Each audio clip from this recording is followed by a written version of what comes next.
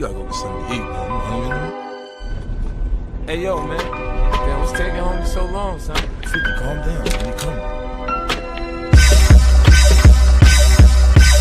Many men wish death upon me. Blood in my eye, dog, and I can't see. I'm trying to be what I'm destined to be, and trying to take my life away. I put up with me, my back on the wall, now you gon' see. Better watch how you talk when you talk about me, cause I'll come in for way many men. Many men wish death on me, Lord. I don't cry no more, don't look to the sky no more. Have mercy on me. Put money on my head, gone, get your refund. I ain't dead, I'm the diamond in the dirt that ain't been found. I'm the underground king, and I ain't been crowned. When I rhyme, something special happen every time. I'm the greatest, something like Ali in his prime. I walk the block with the bundles, I've been knocked on the humble. Swing the ox when I rumble, show you. Got a temper, go ahead, lose your head, turn your back on me. I walk around on my waist, chip on my shoulder top. This beef ain't no. Many men wish death upon me, Lord. I don't cry no more, don't look to the sky no more. Have mercy on me, have mercy on my soul. Somewhere my heart turned cold. Have mercy on many men. Wish death. Sunny days wouldn't be special if it wasn't for rain. Joy wouldn't feel so good if it wasn't for pain. Death gotta be easy, cause life is hard. It'll leave you physically, mentally, and emotionally scarred. This is for my on the block, cigars, for the on lock, doing life behind bars. I don't see only God can judge me, cause I see things clear. Quickest to give my black 100 years. I'm like Paulie and Goodfellas, you can call me the Don. Like Malcolm by any means, with my in my palm. Slim switch sides on me, ride on me. I thought we was cool, why you want me to die, homie? Many men wish death upon me, Lord. I don't cry no more, don't look to the sky no more. Have mercy on me, have mercy on my soul. Somewhere my heart turned cold. Have mercy on many men. Wish death every night. I talk to God, but he don't say nothing back. I know he protected me, but I still stay with my nightmares. Keep pulling on me. Psychic say some done put a hex on me. The feds didn't know much. When Pop got, I got a kite from the pins that told me Tuck got knocked. I ain't gonna spell it out for you. No. All the time, are you illiterate? You can't read between So, the lines in the Bible. It says. Obviously, you have the relationship with Brandon. How did those negotiations go? Why did you feel like you needed to trade up one pick? And how important is that fifth-year option to you guys? Yeah, the fifth-year option, definitely important. I think that was obviously a big reason, to trade up into the first round. Besides the player, we love Xavier. Everything he bought, not only as a person, but as a player, like his ability to attack the ball when it's in the air, his ability to run with it after the catch. He's just big, he's strong, he's physical. I think he has a lot of upside. So we wanted to take that opportunity to go get our guy. And that's what we felt. Sorry, when you looked at the way that the draft was shaping up, and we knew a lot of offensive players were taken, but a lot. Was there a point tonight where you may say, hey, we need to get in on this? Was there a change? Yeah, I think I think once the wideouts, were taken, Brian Thomas was taken, and then, I felt like there was going to be a little run on wideouts after that. And then Xavier Worthy got taken, and, we like some of those guys. And, with Xavier out there, we were just like, we don't want to put ourselves in a bad situation to where, we're not going to be able to get the guy that we want to get. He was our target. We really liked him, and we went and got him. Did you have a thought that, did you know where you thought Buffalo might do? I wasn't sure what they were going to do. I talked to Brandon before the draft, and, he just said, hey, like, if you have any interest in trading back and, trading out of your pick, give me a call. So obviously he gave me a call and, kind of took that opportunity to jump up there to 32 and get our guy. Dave, you kind of had to cover for Xavier a little bit this week.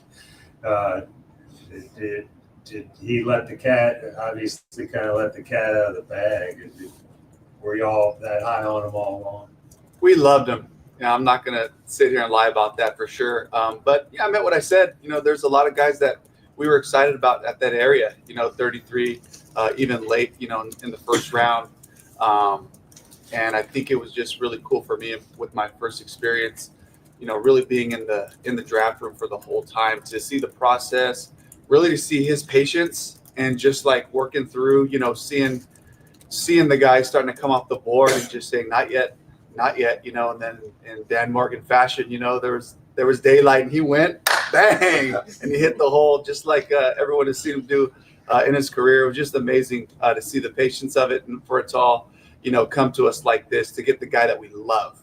For us, it's this whole process has been about, let's get guys, not just great football players, but guys that really are us, our Panthers. And so this is just a memorable one for sure for us that we won't ever forget. Dave, schematically, how does he fit into what you want to do offensively? And is the fact that he's different than a lot of the body types you've got play into that? Oh, it's fantastic. Yeah, Darren. I mean, that's a great point you make right there. Just our offense, the versatility of how we use our players, just going back to last year in Tampa, even before in Seattle, but just the versatility is huge for us. So when you get a guy who can really run, a guy who can high point the ball, a guy that can carry it, you can give him the ball different ways, short, it just brings a lot of versatility. Now, with that being said, he's got a long way to go. He's got to learn our stuff. He's got to, figure out the system and find out how he fits into the whole thing, not just the pass game, but the run game as well. So just speaking to that, I think I'm really excited to bring his talents to our offense. And at the same time, I'm sure he knows too, he's got a lot of work in front of him. Dave, you've been around obviously a while. Did he remind you anybody when you're watching him on film? I really don't want to make any, comparisons. I think I do think he's a unique guy. He's big, he's strong, fast, physical. He just had a lot of things that we loved. And then bringing him in here for his 30 visit, just kind of sitting with him. We were sitting in the draft room with him, me and Dave, and some of the scouts, and just to kind of talk to him and feel his passion for the game, his love for the game. It just really made you love him even more. So we're just really happy to have him. We saw a little bit of the reaction on TV, but what was that first conversation like with him when you guys told him? I'm still jacked up about it. It was loud on his end, so we really couldn't even communicate. And I think we were both just really excited. He was excited, we were excited. It was just a really cool moment, for him and his family. Dave, we talked to you the other day about you wanting to get to know a guy's story, and Xavier's got quite a story in battling through adversity. What did him telling his story to you mean to you as the guy who's going to be pushing him up over these next few years? He just showed self-awareness. He just showed the thing, that I talked about with everybody is just a guy who can reflect on, the challenges that he had each year. He was able to, in a really clean order, just kind of take me to, and then I got to this point, and Dell Loggins, the offensive coordinator at South Carolina, he's a guy that I know, and he credited him for, giving him exposure in a pro-style type of offense, and the way that they used him this past year was impressive. He was able to articulate all that. He was able to teach our coaches what he was doing, what the offense was, and all that part was really impressive as well. When the video came out this week with him saying you guys told him he was going to be your guy, you said you told 50 guys that. Yeah. But where did he rank on your 50 guys that you told that? Oh, he was high up there because, like I said, it's a combination of the ability to bring an element to the football field, but then also just the Panther fit, So definitely he was one of the higher guys there, which is why we were willing to, go through the process of talking to teams and trying to figure this whole thing out, So hopefully that answered that. Dan, you all view him as a factor in kick return? Yeah, I think he can do that as well, especially with the new kickoff rules. You know, just to have that size, that strength, and that explosiveness that he brings. I think he's going to be really, really good at that as well. Was that piece of it, did that sort of just enhance his profile, as you said, with the new rules? You know, I think it's just receiver first. I mean, that just kind of blows you away when you turn the tape on and you see that physical, you know, specimen, you know, just going, attacking the ball in the air, you know, taking a short pass, turning it into, you know, a long gain. I think that was more impressive than anything. When Brandon moved right ahead of you and you knew they were kind of in the market for a wide receiver too, did you start to, when did that conversation start? Did you start to wonder, this is kind of by design from him to going what you needed? Yeah, I think like everybody's boards are different. So like, you know, but being paranoid, you know, you're sitting there, you really like guys, you kind of target guys. So in a way you become a little paranoid. You think people are jumping up to get your guy, and it doesn't always turn out that way. So, you know, thank God, you know, nobody took him and we were able to get him and we got our guy, and, you know, he's a great fit for what we do. Dan, you enter your first draft without a first round pick. You've got kind of picks scattered, and now I don't know if it's by design, but you're going to pick in all 7 rounds if you stay with what you got. How important is that to kind of have like the geography of the board and be able to have your say in kind of each round? Yeah, it's great. You know, it's been a long, hard process. Our scouts have done such a good job. Our coaches have done such a good job, just kind of through the whole process, just the communication. And, you know, we've talked about this the whole time, the alignment, kind of knowing the type of players that we want, the type of athletes that we want. You know, so I think getting a guy like Xavier, I think it just like really shows, you know, the togetherness that we all, you know, we all see things the same way, and we got the guy that we targeted. We're getting calls. Getting dogs. Yeah. I mean, does this fit in that category? Yeah, I'd say so. He's definitely has that about him. You'll get around him. He's a great young man. But he's you know, you can tell he's got that dog in him, that look in his eye. And I think he's, you know, not only a special player, but a special person too. So, but yeah, he definitely has that dog mentality.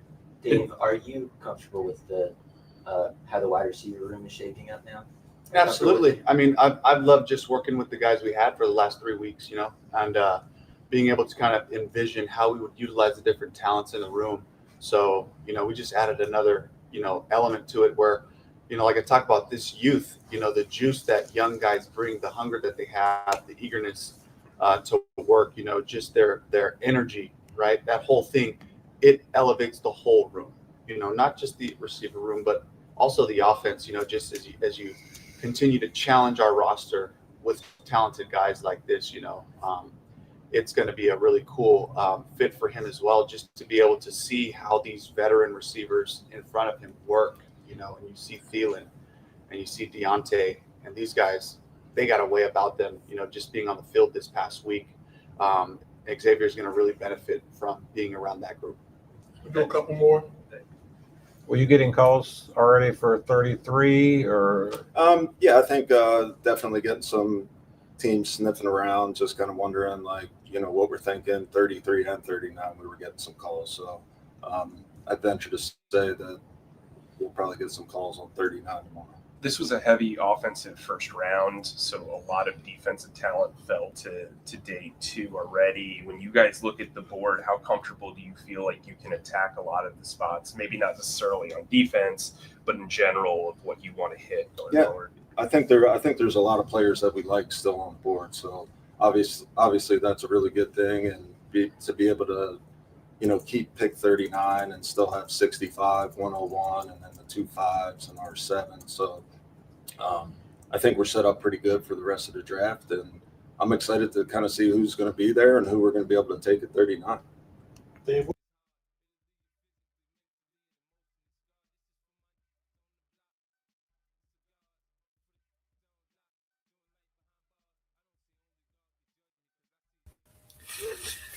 Yeah. Man, I hope everybody's was able to hear that clearly. Man, y'all see the title of the show. Why hate me? You know, I want to take y'all back of what our GM and owner said about your own Excel is able to get. They said a lot of key things in there. We loved them. We liked them. And that he was going to take a long time to get, you know, everything understood, to process, to progress. And I think that he hasn't really gotten fair judgment. They said it themselves. You heard it from their own mouths. The reason why they went and got him when they did and to explore the 5th-year option, because they knew he was raw. And I think people forgot exactly how we got to where we got to. So have no fear, we're here. Twan is here too as well. I'm sure he's gonna pull up in a second. There you go. And I just wanted to put out a reminder. We wanted to put out a reminder. What's that? What has been going on? And yes, Nervaj, we are always late. You're right. We had some things going on, and yeah, that's what kind of postponed us a little bit. So we're here to break down some things, and not to drive a narrative, but just to say, hey, maybe we should have some more patience. But since we heard from the GM and the owner, well, before we get to that, let me holler at Twan. Twan, how you doing today, man? Good, man. What's going on with you, man? First ever popping show on the 704 Charlotte Bound Show. I'm hyped, bro. Let's go.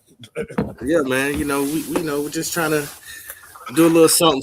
I know a lot of people are gonna be talking about the Super Bowl and this, that, and other. But I thought this was a player that, you know, I've heard certain people say they let him down. They had high hopes about him. This, that, and other. I understand. You know, he got picked in the first round. You have expectations, as you should. But at the same time, you got to know who you should point the finger at. Are we pointing the fingers at the right person? I don't know. That's something we're going to have to break down and discuss. That's what we're here for. But before we do that, you know, let's holler at the people in the chat. You know, I already hollered at Nervaj. Nervaj is in the building. We got Relax. I see you. Red. I see you. And man, I hope more people come through and you know, chop it up with us. We'll drop the link for people to, you know what I'm saying, to give their opinions and things of that nature. You know what I'm saying? Hey, I'm just sitting here just to try to throw some evidence out there just to see how y'all feel. And maybe y'all perspective may change about Excel. I'm going to say right off the gate, I'm not off the Excel train quite yet. I'm not. I have my reasons, and maybe I can, you know what I'm saying, showcase that. Would you able to get that, Twan? Oh, you talking about the clips? Yeah. Yeah, I don't. Did you send them directly to me in the Discord or just in the general Discord? No, directly to you. All right, so let me look that up.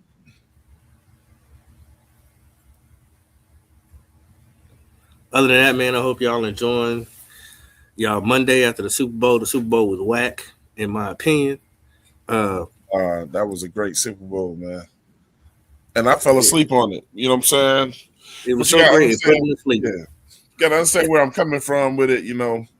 That Super Bowl was a defensive player's dream, you know. And a lot of people like to see points. They like to see a lot of points.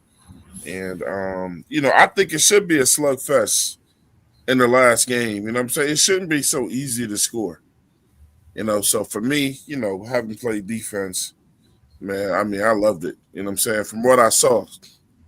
Yeah. You know, I saw the first half of the game.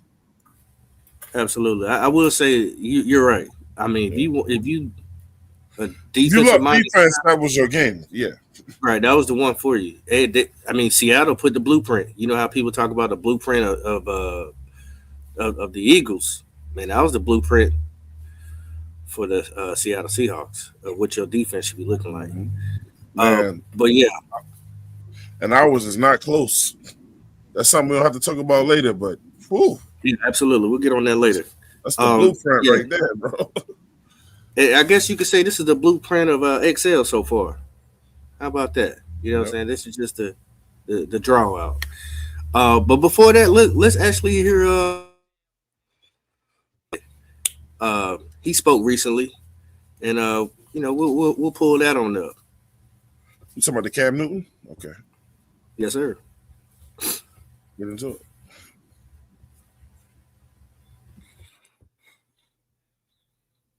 Pop and welcome to 4th and 1. Hey. Well, we always got it done.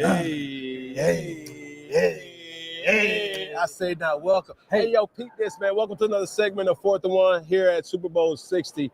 Man, this one is really interesting because we got a Carolina Panther, Xavier Legette. An individual that we got to get some straight.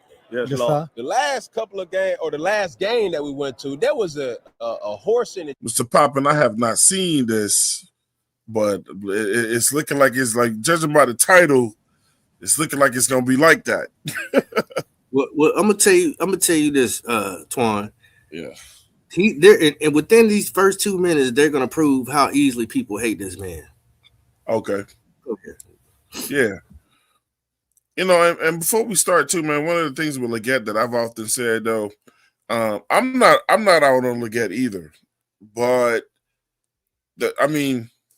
everybody knows who I'm out on, but they're not gonna get rid of the quarterback before they get rid of a wide receiver. I just don't think Legette is the best match for Bryce. You know, I think he deserves a better quarterback. So, you know, that's the tough and the thin line of what we're dealing with right here. So when people want to throw the dirt on Legette, you know what I'm saying? It's just like we've talked about it. I mean, look, Bryce don't deliver a lot of great balls to him. You know what I'm saying? I don't think they've got enough plays designed for XL. You know, and that falls on the coach. But I'm listening to this. Let it play out. Yeah. Chariot right outside the stadium. That was you. No, man, that wasn't me. Them folk had, and they tried to carry me on the media, talking about that was me on the horse. That wasn't me. That wasn't you riding to the game. No, I'm in the stadium trying to focus on the game. You riding in there. They pushing it up. Man, that wasn't me. Yeah. Man, listen. Damn, I thought it was him too going in there. Right. So think about that. Your own people is trying to throw you underneath the bus, saying, look at XL dumb self out here riding the horse in the stadium like he did something this year. The nerve of him. Yeah. Well, he's telling you right here, I'm not that incoherent. Why would I do that instead of me being on the football field preparing for the biggest game I've ever played in my life when it comes to the NFL? But we don't care about that. What we want to do is slander you and put you down when the man in there in the building trying to get right. Ain't that crazy? That's crazy. That's social media for you, though. In a serious note, I challenged you before the season, right? I challenged Bryce before the season. You passed the eye test. You have all the factors where we say he got it. Yes, Lord. On paper, we don't see it. Yeah. For you, how do you get to a position where you know that you are at a spot where you are now proving people to be witnesses of what you have been invested in as the picks, the size, speed, strength, all the above? Yes, sir, man. What I think I just got to get meaningful opportunities. You know what I'm saying? I think a couple of the targets that I was getting wasn't really meaningful. It wasn't really too much that I'm able to do with them. So I think this offseason, I got to focus on me, to go back and look at the things that I did and try to see what more can I do, and just put everything together. I think Coach Canellis and all, like everybody in the Panther organization, got a plan for me. I feel like we just trying to work everything out right now. And I think at the end of the day, when it comes to an end, it's gonna work out for me. This is the pause it right there, Twan. That I would want to have with. I wanted to pause it too. Anyway, right there at that spot.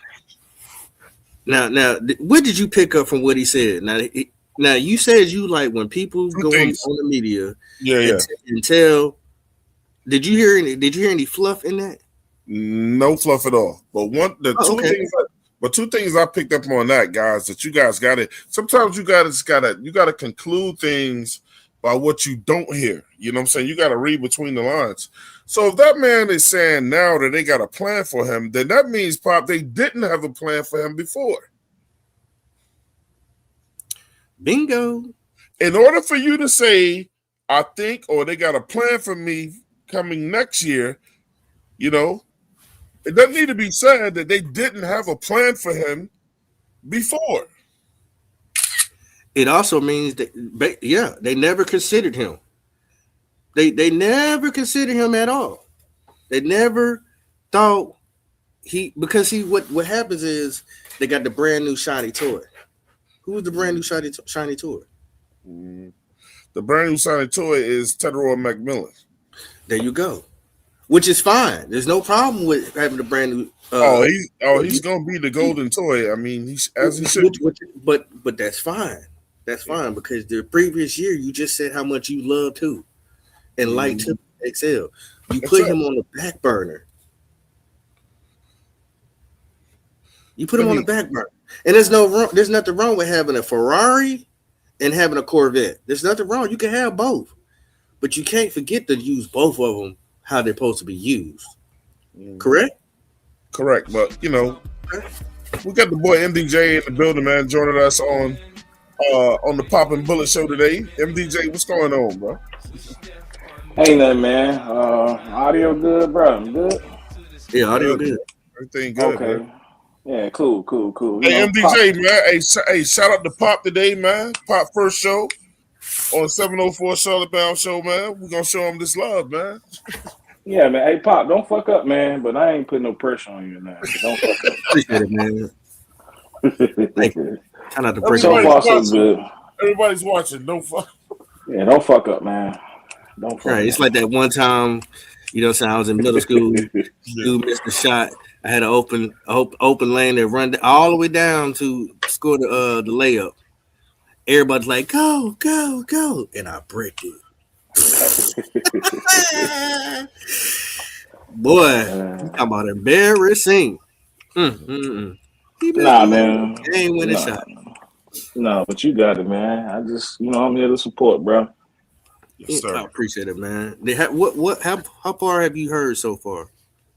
I heard the whole thing, man. Okay. All right, let's keep it rolling. Go ahead, Twan. Okay. Oh, well, hold on. Did you want to break down any of that he just said? You talking to MDJ or me? MDJ. That right there, no. I'm cool on that. Cam give my man the game.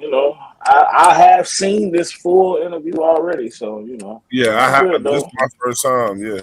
Okay, cool. Y'all I'm not gonna spoil it for Twan.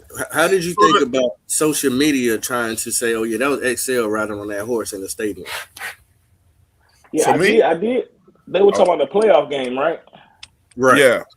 Yeah, I mean, even if he did, I mean, I don't see a problem with it if it was him or if it wasn't. I mean, it was an exciting day for the city, man, for the fans. So why not? You know what I'm saying? Why not? If it was him, I thought it was dope. I thought it was dope if it wasn't. But we talking about us three. We forget us three. I really want to hear your opinion about how social media turned that into a negative thing. Man, that's what social media do, bro. But it is, but I do understand it too, because I mean it's like it's what have you done for me lately? You know what I'm saying? So that's just what it is. Like if he'd have did that a year ago, it wouldn't have been a problem. You know what I'm saying? When we drafted him, we was in love with him. So I mean I get it though. Trust me, I definitely get it. I feel the same way a little bit. What MDJ said is like check. It's all about the timing, man. Like if he did it, well, we found out just now that wasn't him anyway. But you know what I'm saying? You're gonna have if it was him, you're gonna have people that loved it. You're gonna have people that didn't like it. You know what I'm saying? Based on their play, and it's just like one thing I learned about life. It ain't not even just football. Is when people don't like you, for whatever reason, they're gonna find out more reasons to not like you every time you do something. So, MDJ, what did you thought about the part where he said how they wasn't using him? In my honest opinion, I feel like he had the same opportunity as Ted had this year. Honestly, it just didn't go the same, in my opinion. You know what I'm saying? As far Like the amount of throws he was throwing. It's not about. I mean, it's about what do you do when I do get it to you. You know what I'm saying? Like, let's be honest. If he made more plays, he would get more opportunities. When Ted was getting the ball early, he looked like a guy. He was making plays. So I don't have a problem with that part per se. But let's not act like he wasn't given an opportunity. He's always been brought in here to be the third guy. Well, this year there was way more room for him than ever. Like Adam Thielen was gone. Adam Thielen got hurt. Renfro stayed beat up. He had plenty of opportunity, in my opinion. It's just it didn't go his way. You shouldn't have to force feed anybody for him to eat. Like, we're gonna give you, go out here and get it. That's how I look at it. Did we force feed anybody on the team? I don't see. If that's what you want, if that's what you want to call force feed, yeah, we did. No. If that's what you want to call it, for sure. Just stay with me.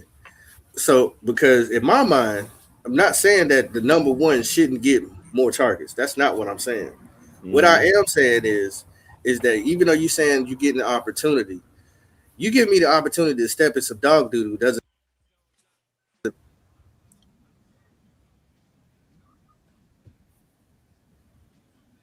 There's nothing I could do with it.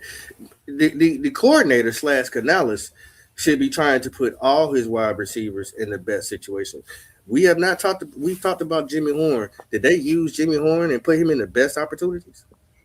Nah, but I'll say no with Jimmy Horn. But the thing is this.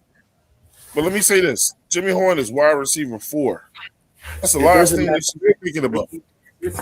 It doesn't matter where he's at. Number 1, 2, 3, 4. Get off of that part. That's going on. That's where y'all stuck at. You're stuck on 1s and 4s. If you're on the field, you should be put in the best possibility as a coordinator or whoever calling the plays. It's not about what number you are. You on the team. You're a starter. No, Pop. I'm gonna say this. I think MDJ would agree too. It doesn't matter what position. Like if wide receiver 1, you're gonna get the most throws. Number 2, it could probably go either way in that game, depending on who's hotter, 1 or 2.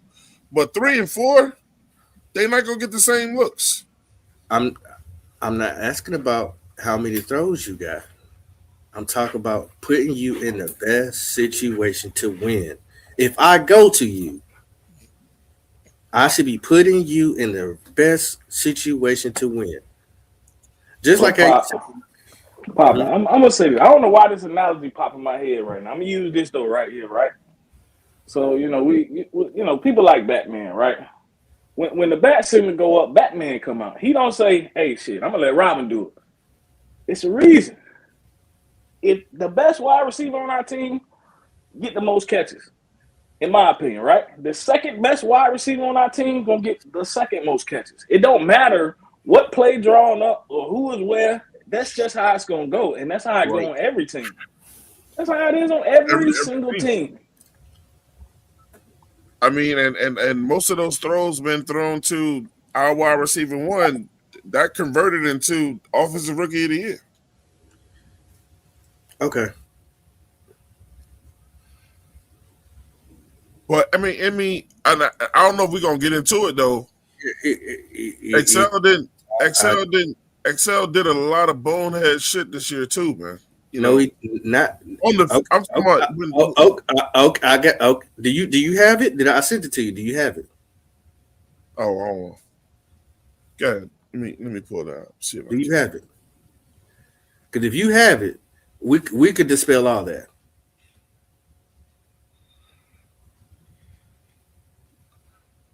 I don't know how to pull something up that's been sent directly to me on Discord. So, well, can't you go into Discord and log into that and then just pull it up on here?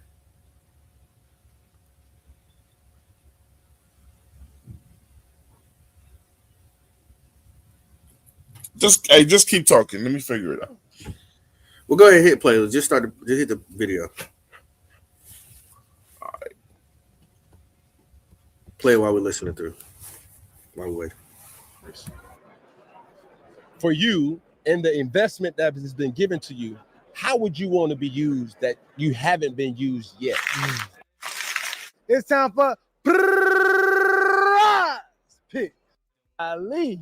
Yes, take our final pick. I'm believing in Drake. You know what I'm saying? Him, Stephon Diggs. And I think a couple of the targets that I was getting weren't witnesses of what you heard. For you, how do you get to a position where you know that you are at a spot where you are now proving people to be witnesses of what you have been invested in as the picks, the size, speed, strength, all the above? Yes, sir, man. What I think I just got to get meaningful opportunities. You know what I'm saying? I think a couple of the targets that I was getting weren't really meaningful. It wasn't really too much that I'm able to do with them. So I think this offseason, I got to focus on me, to go back and look at the things that I did and try to see what more can I do, and just put everything together. I think Coach Canales and all, like everybody at the Panther organization, got a plan for me.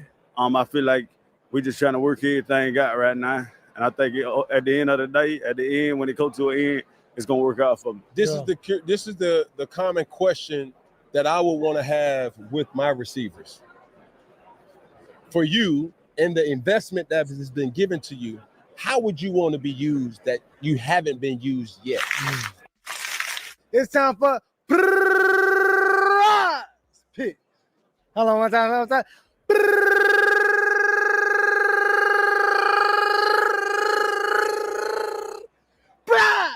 Golly. Yes, sir. So look. No. See, so in the biggest picks in before the big game. And shoot, I'll just say, was that prize lock in. All right. Man, shoot, I'll just say, Mike, I know it ain't college no more, but at the same time, it's football. And I'll say I want to be used the same way I was used my last year in college.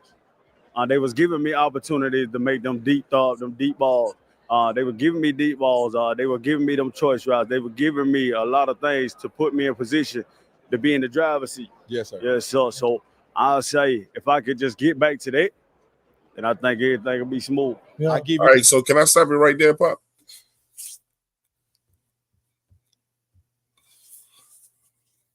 Hello? Yes, sir. Go ahead. All right, so look, one thing I want to say about what he just said right there is this. He said he want to be used like he was used in college. He said they gave him those opportunities to throw those deep balls, you know what I'm saying? And I 100% agree with him, though. But one of the things that I had an issue with when we picked XL up, when we picked him, because I wanted my guy from Florida State, because I felt like with Bryce being the quarterback that he would fit better, and I thought that Leggett was a beast up the field, way up the field. But I was like this: we was constantly talking about Bryce and Bryce having a noodle arm. You know what I'm saying? A lot of people think he can't throw the ball far like that, and then a lot of people think he can't. I don't think he can do it consistently and accurately. You know what I'm saying? If somebody's wide open, that's one thing. But like throw a guy open way up the field. So I was like, why are they getting Leggett if Bryce is going to be the quarterback? Because y'all got Bryce throwing all these, Bryce lives in that 5-yard to 15-yard range. You know what I'm saying? And they had a quarterback with a big arm that was throwing him the ball in college. And I don't think Bryce got the arm to throw that man that ball like that. You know what I'm saying? So why go? That's why I don't believe in a lot of times of getting best player available. You got to get a guy that fits your scheme. So why go get him when y'all know Bryce can't throw that shit like that? That's putting XL at a disadvantage. Can I say this though? Like with what XL said, what they did with him in college, right? So if you compare that to what we did with Tech this year, would you say that that's force feeding him, Pop? Were they force feeding XL in college? In college, yes. So But to be honest so with you, why should if you could just give me a logical reason as to why we should force feed XL instead of force feeding who I guess if you want to say it's force feeding Tech, why should we force feed XL as opposed to force feeding Tech? I never said force feed XL. No, I'm saying You already know. I'm only saying that you said we were force feeding Tech. You already know my slogan is that he don't throw to nobody that's not light skinned. If they ain't light skinned, Bryce don't throw it to him. Come on, man. No, that's my stance. But before I answer that question, let's shout out Jermaine JP. But that name JP is popular right now. Well, unfortunately, he ain't the JP that's going to prison. Holla at you, JP. Thank you for the $10 super chat. He said nothing wrong with Tech getting 10 targets a game as wide receiver 1. But if you're getting Bryce 25 to 30 attempts a game, where's the other 15 to 20 passing targets a game going at? Certainly not to XL. And I'm glad you said that. I'm glad you said that. But no, I think y'all missing my point of what I'm saying about targets. It's not the fact that I want XL to get predominantly the targets. He shouldn't. He's not the number one. Y'all are getting stuck on 1, 2, and 3. Take that out your mind. Just put it on the side for a minute. I'm talking about the type of targets he's getting. He is not being used correctly, and he's not being put in the right situations to win. He's not. So what situation should he be put in to win? But that's for Canales to be using him to figure out. But we just hold on. But he just told you what he's best at up the field. Well, That's see, what the he one wants. thing the one thing the film don't lie. Yeah. And I've seen XL wide open several times, but like JP just said, if you're throwing the ball 30 times and one wide receiver is getting to 25, the other wide receiver only gets one a game, you can't tell me that you're using XL, Jimmy Horn, or anybody else in the best situation to win. From a fan perspective, from a Panther perspective, you can't say that.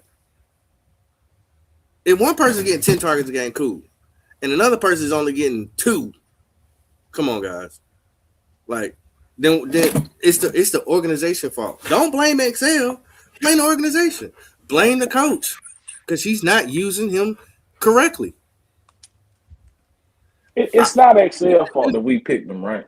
It ain't his fault. Okay, he went where he went because we picked him. We wanted him, right? They picked him. But I'm not even on the fact that you saying when I was saying force feeding, I was going off what you said about Tech. But it's like, why are we comparing XL to Tech anyway? You should be comparing him to somebody that I feel like he equal to.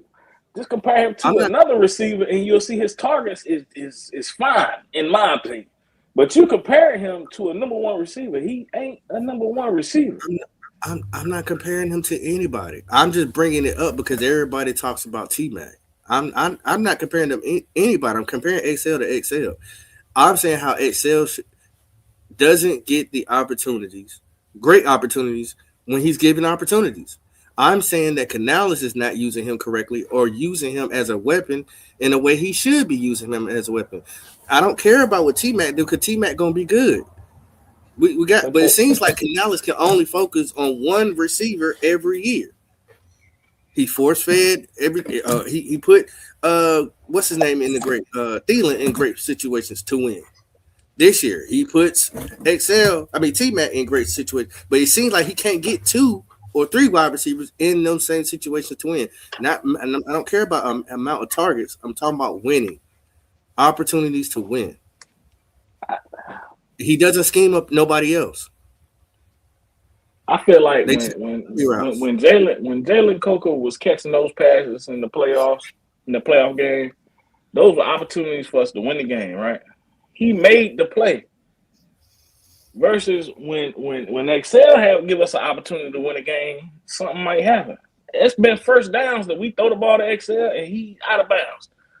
We about to punt. So that's an opportunity to possibly win the game. When we played the Eagles. He had an opportunity to win the game. He dropped the ball, so they just don't trust him. So I feel like those opportunities, he had plenty of opportunities. It might not be the ones that you or anybody who, might actually want, but he's had opportunities to make plays, and it's times where he failed as well. So the quarterback has pretty much your career in your hand. You know, XL only had 2 drops this year, right? I mean, that's good. I'm glad he only had 2 drops. That's amazing. But There's nothing wrong with that. So you can't say I distrust you after you being on his second year. He only had 2 drops this year.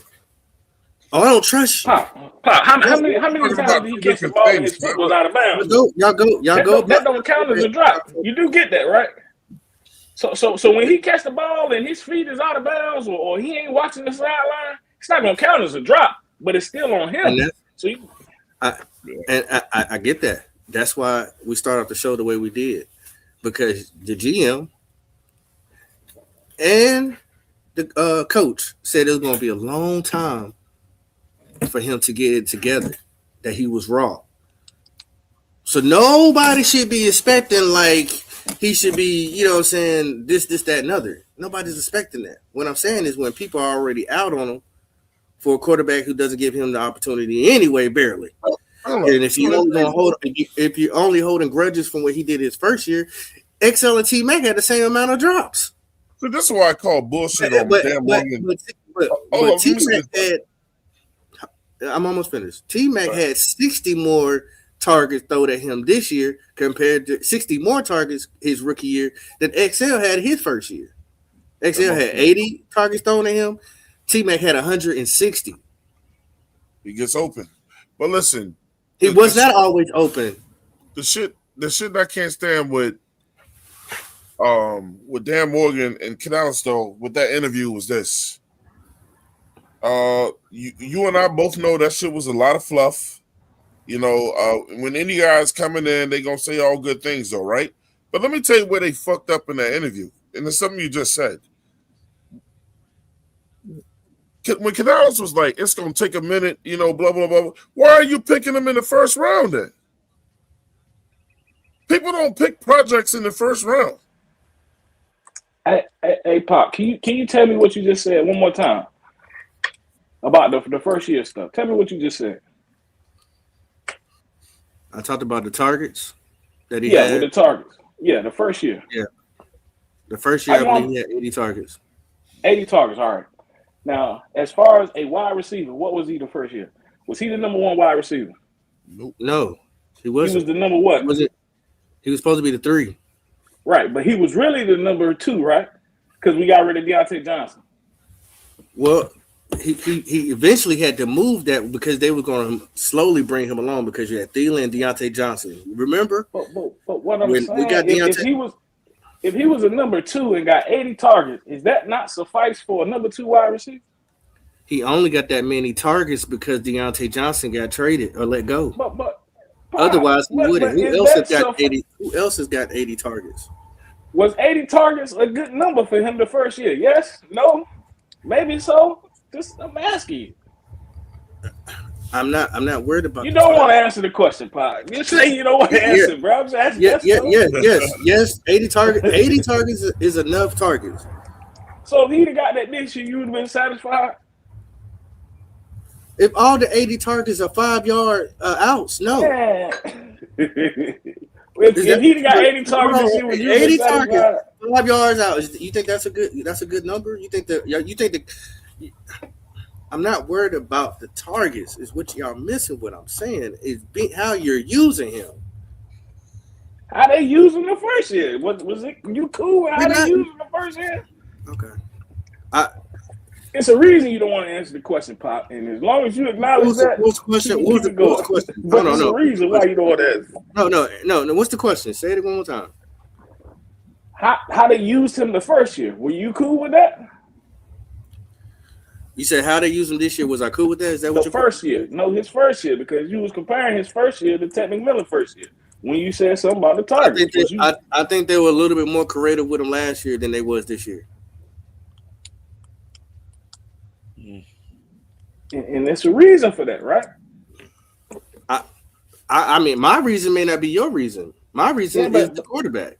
Well, last year, the offensive coordinator. last year, Bryce Young I still was good complaining last about how year they was than he using him. this year. But I was still complaining about how they was using him last year. Nothing I'm saying is different than what I'm saying this year from that last year. You're not using him correctly. But I'm going to give you a whole bottom line stat, right? Because and you mentioned the first year versus the second year, right?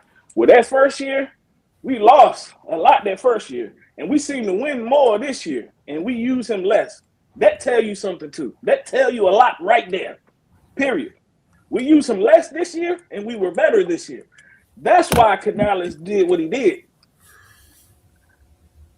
The whole wide receiver, the passing game was better this year than last year, and we use him less.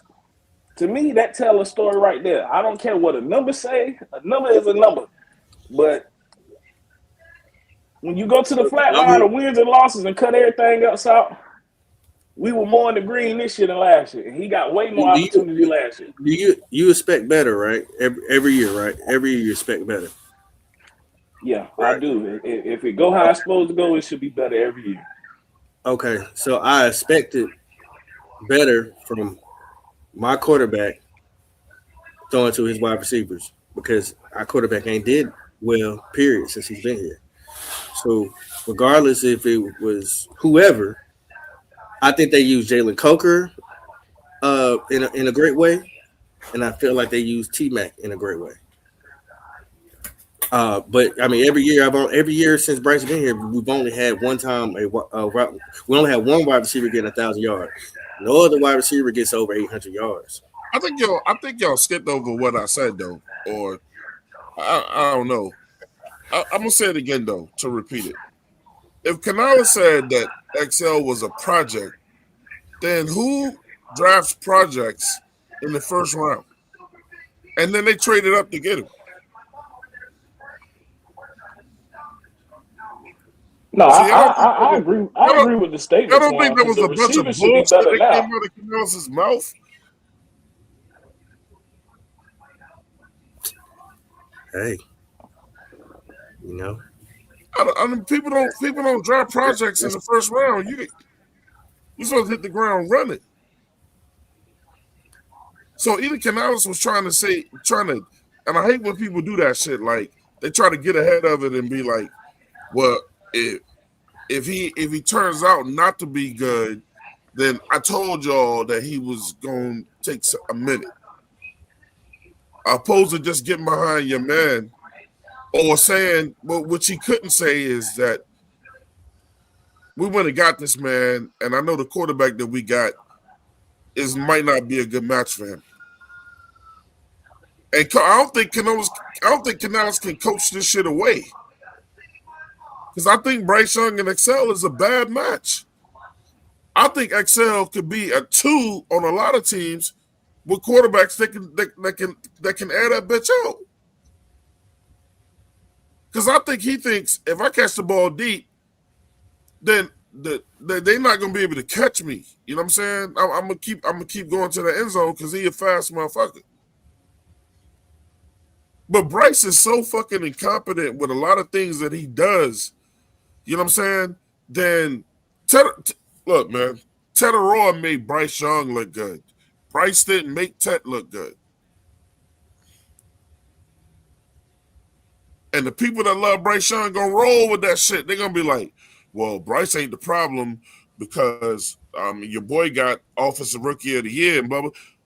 And that goes back to what Pop said. Pop feels like, man, he got force fed. And, you know, he did get force fed, which is fine. But I mean, at the end we of the saw day, a lot of times when XL was wide open and other wide receivers was wide open. But I know quarterbacks gonna always go to their favorite target, bro. That's number one. I mean, I think that's what MDJ was saying as well. You know, I don't think Bryce goes through progressions. And if he does, he gonna be looking for XL last, bro. It's not fair for XL to have to play on a team with a quarterback like that. So now what I'm hearing from him, they're going to have to call plays for him. They're going to have to scheme him up.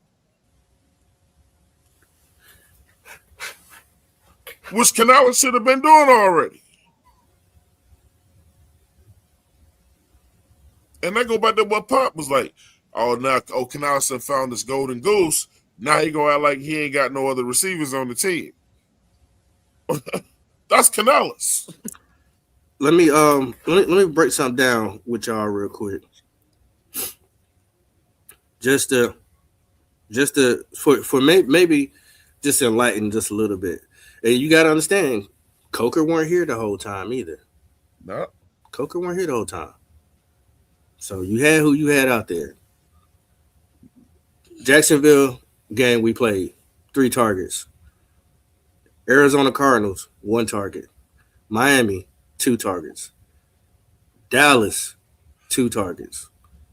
We talking about Excel. Excel.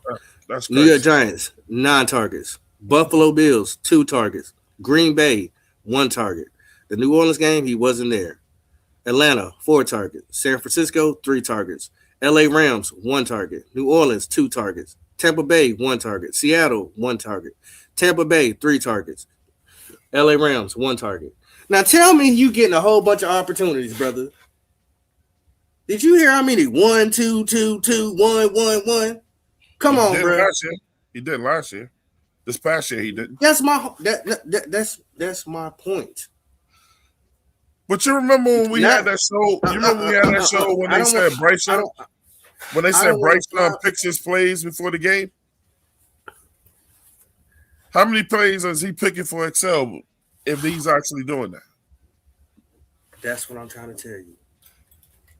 You can't tell me, oh, I don't trust you when I only dropped 2 balls and I dropped just the amount as your number 1 golden goose. Okay, fine, cool. It doesn't matter that he got less targets because he should get less targets. But how can I get in the game if you're only targeting me 1 time a game? And you can't say that he was it. Twan, do you have the video? That's what we need to know. I don't. I can't pull it up on Discord. I just feel like those complaints are complaints that usually on teams the number 1 receiver has. The number 2 receiver don't have them kind of complaints. Like, I don't know why it's an issue in Carolina. For the record, I don't think it's a problem with Excel's play. I don't. I just wish he would focus on like the sideline and those opportunities that he do get. I do want him to be better at that. But as far as him being like Robin the Batman, I don't mind it. I don't care if he gets 60 targets, 70 targets. He should have the 2nd most targets on the team, which I feel like he has. I don't know for a fact. But I feel like he got the 2nd most targets on the team. I don't see where it's a problem. I feel like people who say that it's a problem are giving him like a pass for like and complaints that a number 1 receiver would have. We got a number 1 receiver. Like, you don't hear Devontae Smith complaining about no damn targets or T. Higgins. Like, and I do know they get way more targets and they got way better quarterbacks. But you in Carolina, bro. Bryce Young ain't gonna give you them kind of numbers. If you expecting it, you're expecting it for no fucking reason, and I think you the problem. That's my point, though, and that's not fair to him, though. That Bryce, look, man, you go to a team, you think you're going to be dealing with a competent quarterback. So when all these people keep right online and saying, man, Bryce can make every throw, whatever, that's bullshit. These receivers just they can't say it. But now it seems as though Excel has gotten so upset that he like, look, I'm ready to fucking talk now. I'm glad these players speaking up. Like I said, it ain't his fault where he got picked, but I don't think that's the vision. That's not the team that we have. Like, to say we're gonna have two, even if we could, right? We probably could with a different quarterback. I understand that, but as far as like what we got right now, I don't think it's a problem with his targets. I don't, and I do think he could use more meaningful targets, as what he said. But before he get that, he got to work on some of that simple shit, and that's just the truth. So 1 target is because, like I said, I got the clips. I wasn't able somehow when I able to pull it up, and I got every throw that was thrown, every target that was thrown to Excel. That includes all them dead balls he was getting in the dirt, See, there's a difference between targets and good ball. You could be targeted all day, but if it's not catchable, then you're losing your breath. You could say he got targeted 63 times. How many of them were catchable? And that was what I was going to prove today to show everybody that it ain't XL. They were throwing him ducks.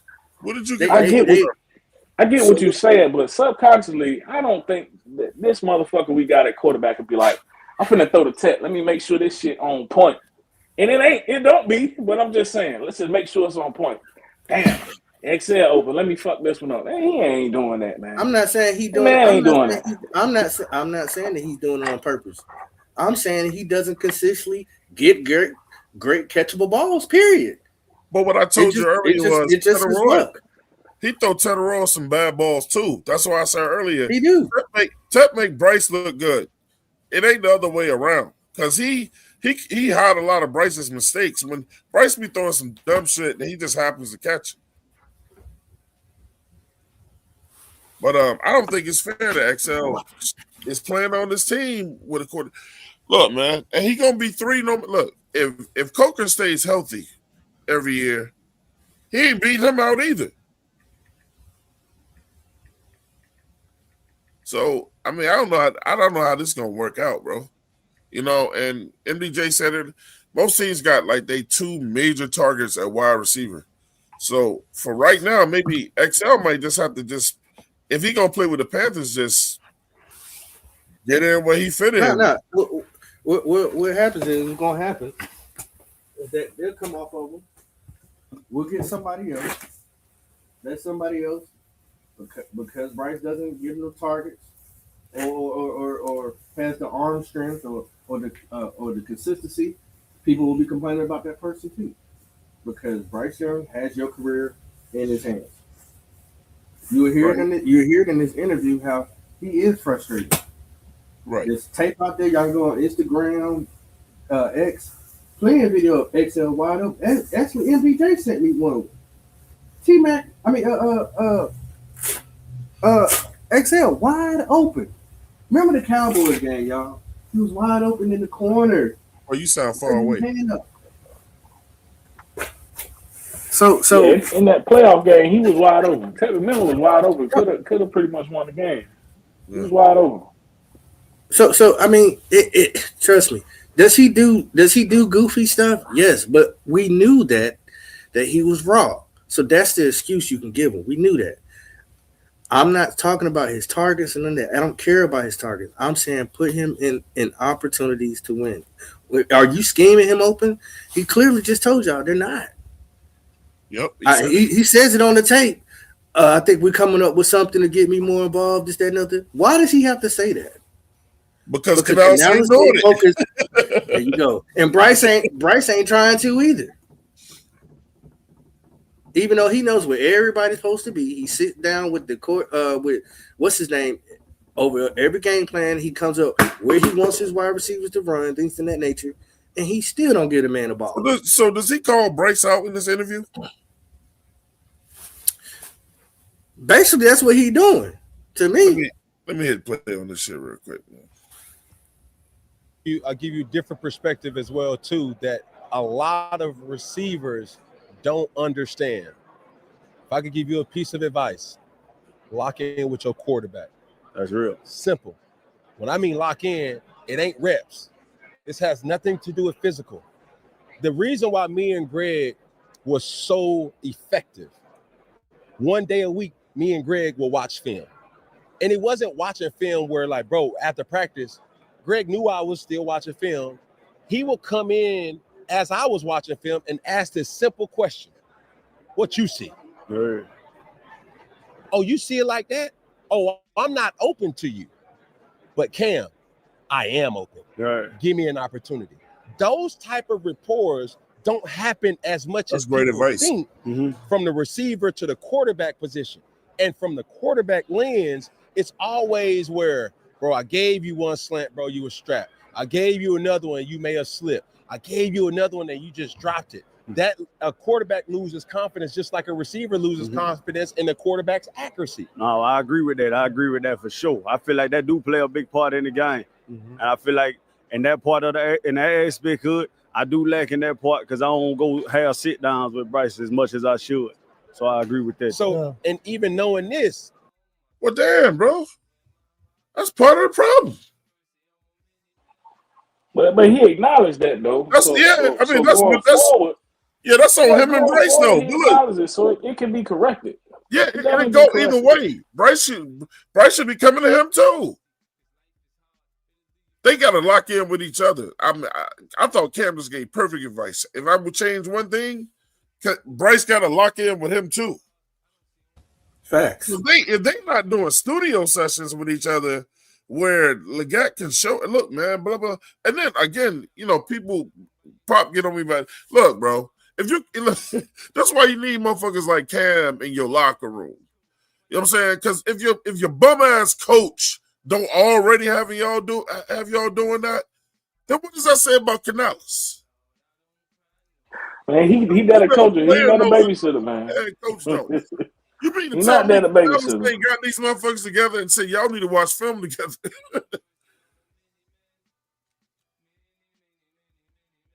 That's crazy, bro. No wonder them motherfuckers ain't saying that. They don't even look at film together. That's crazy, bro. That's crazy. Y'all can say what y'all want to say about Cam Newton.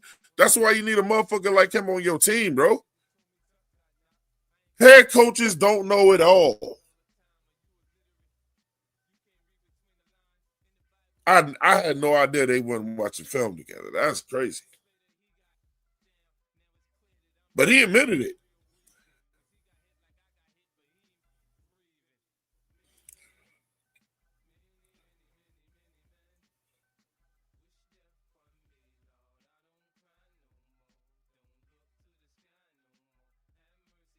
So here's some of the comments Pop in the chat, man. JP said we have to get out of force feeding wide receivers, period, though. We did the same thing for Thielen. Thielen was catching the motherfuckers, though. 96 Roadmaster, what up? He said XL be wide open and Bryce don't look that way. Because sometimes he ain't trying to. Shout out to Jay Issue in the building. What's up, Jay? He said, we go on air and express your feelings. Have you, XL, not been doing that with your coach and your quarterbacks? That's a great question. I just said it. They got a communication problem with Carolina then, man. They do, bro. Motherfuckers is going home mad at each other and they not talking about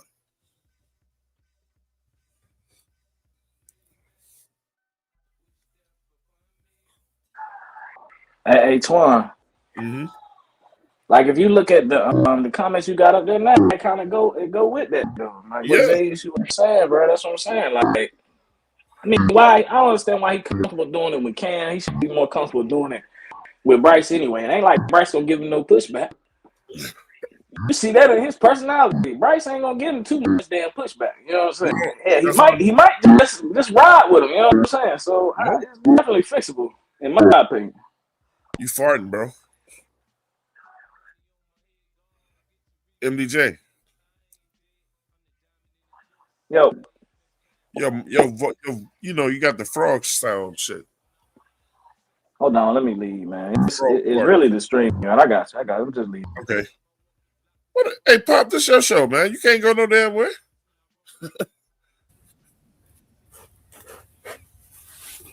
Say what now? This is your show. It's breaking up. It's not coming in clear. You need to go out and come back in? Might have to. Shout out JP. JP said at 94 Romas, he said, I know Poppin just put me in the class of a woman beer. I don't know what that is.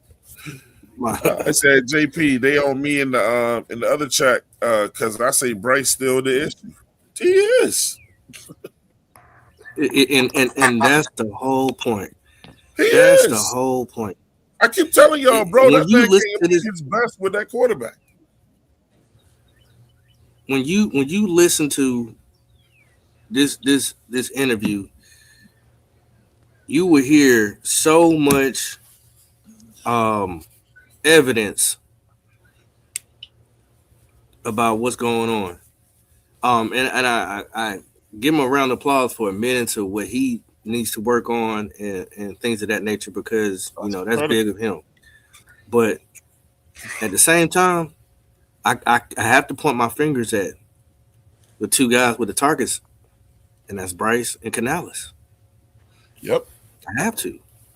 These guys not communicating, man. I'm telling y'all, having played the game, you really don't have to look at. It's not even just him and Bryce not communicating. I'm telling you, him and Ted ain't communicating either. When I'm telling that shit, because if XL ain't went to other receivers at this point, and if he ain't like asking them for advice, boom, do y'all think y'all receiving XYZ, or is there something going on where he feel like he can't approach the other wide receivers or whatever? I don't know what's going on in that building, but they got a communications issue.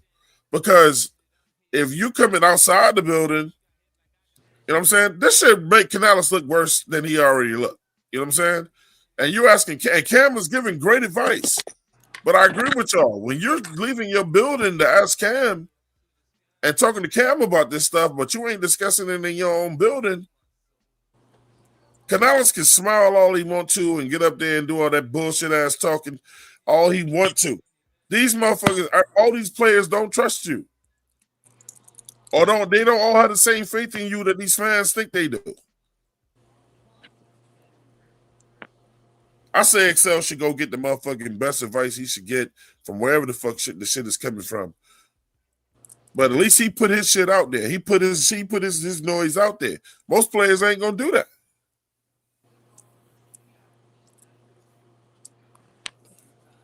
They got some comments for y'all in the chat, man. JP said, NDJ, XL's targets aren't fine when 28 of the 64 targets are uncatchable.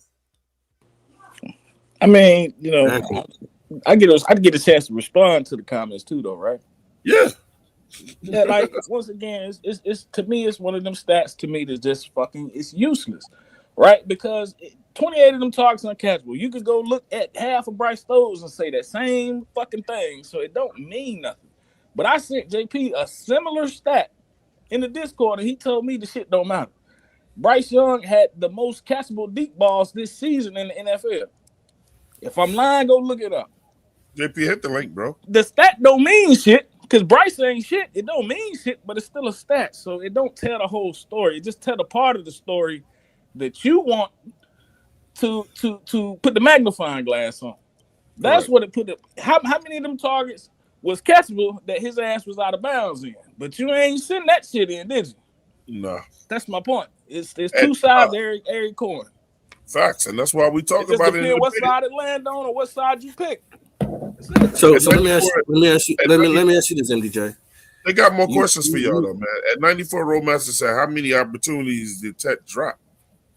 And JP said at 90, he said we need a better quarterback, just like we need a better linebackers. Period. And then he said 2 drops out of 38 catchable targets. It being catchable is. We don't know if that shit was catchable or not. You don't know if it's catchable until the motherfucker catch it or don't. You feel me? That's all I'm saying. Like this shit be over Tet head, and if he catch it, the shit ain't a stat no more. You get it? Rollmaster says since we're harping on 2 drops, Tet drops ended in INTs right through his hands. We ain't gonna get up here and crucify no motherfucking offensive rookie of the year, bro. That's a fact though. Some of them slant routes it did go through his hand and it was an interception. That's on Tet.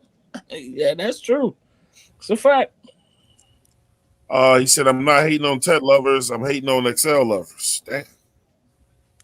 And he said y'all forget why we drafted XL. He was Thielen's replacement. Y'all feel about that? You can't evolve, you can't grow, you can't get better with one target a game for anybody. In any sport you can think of, are you going to get one chance a game? You can't get better. You can't expect with one target a game. Whether that target was over his head, on the ground, wherever, however y'all want to place it. Every one of us watched every single game this year. You cannot tell me. Roadmaster said XL was supposed to take the slot, expecting Thielen to. Hey, look, man. Canales don't play him in the slot, so blame the coach for playing him out of position.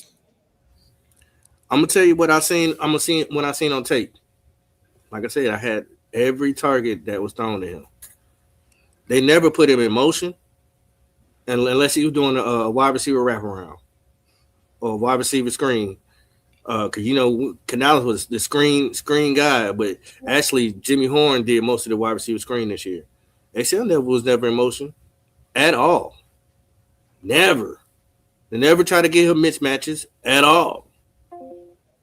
They might have moved him once or twice out of all the plays he was in this year.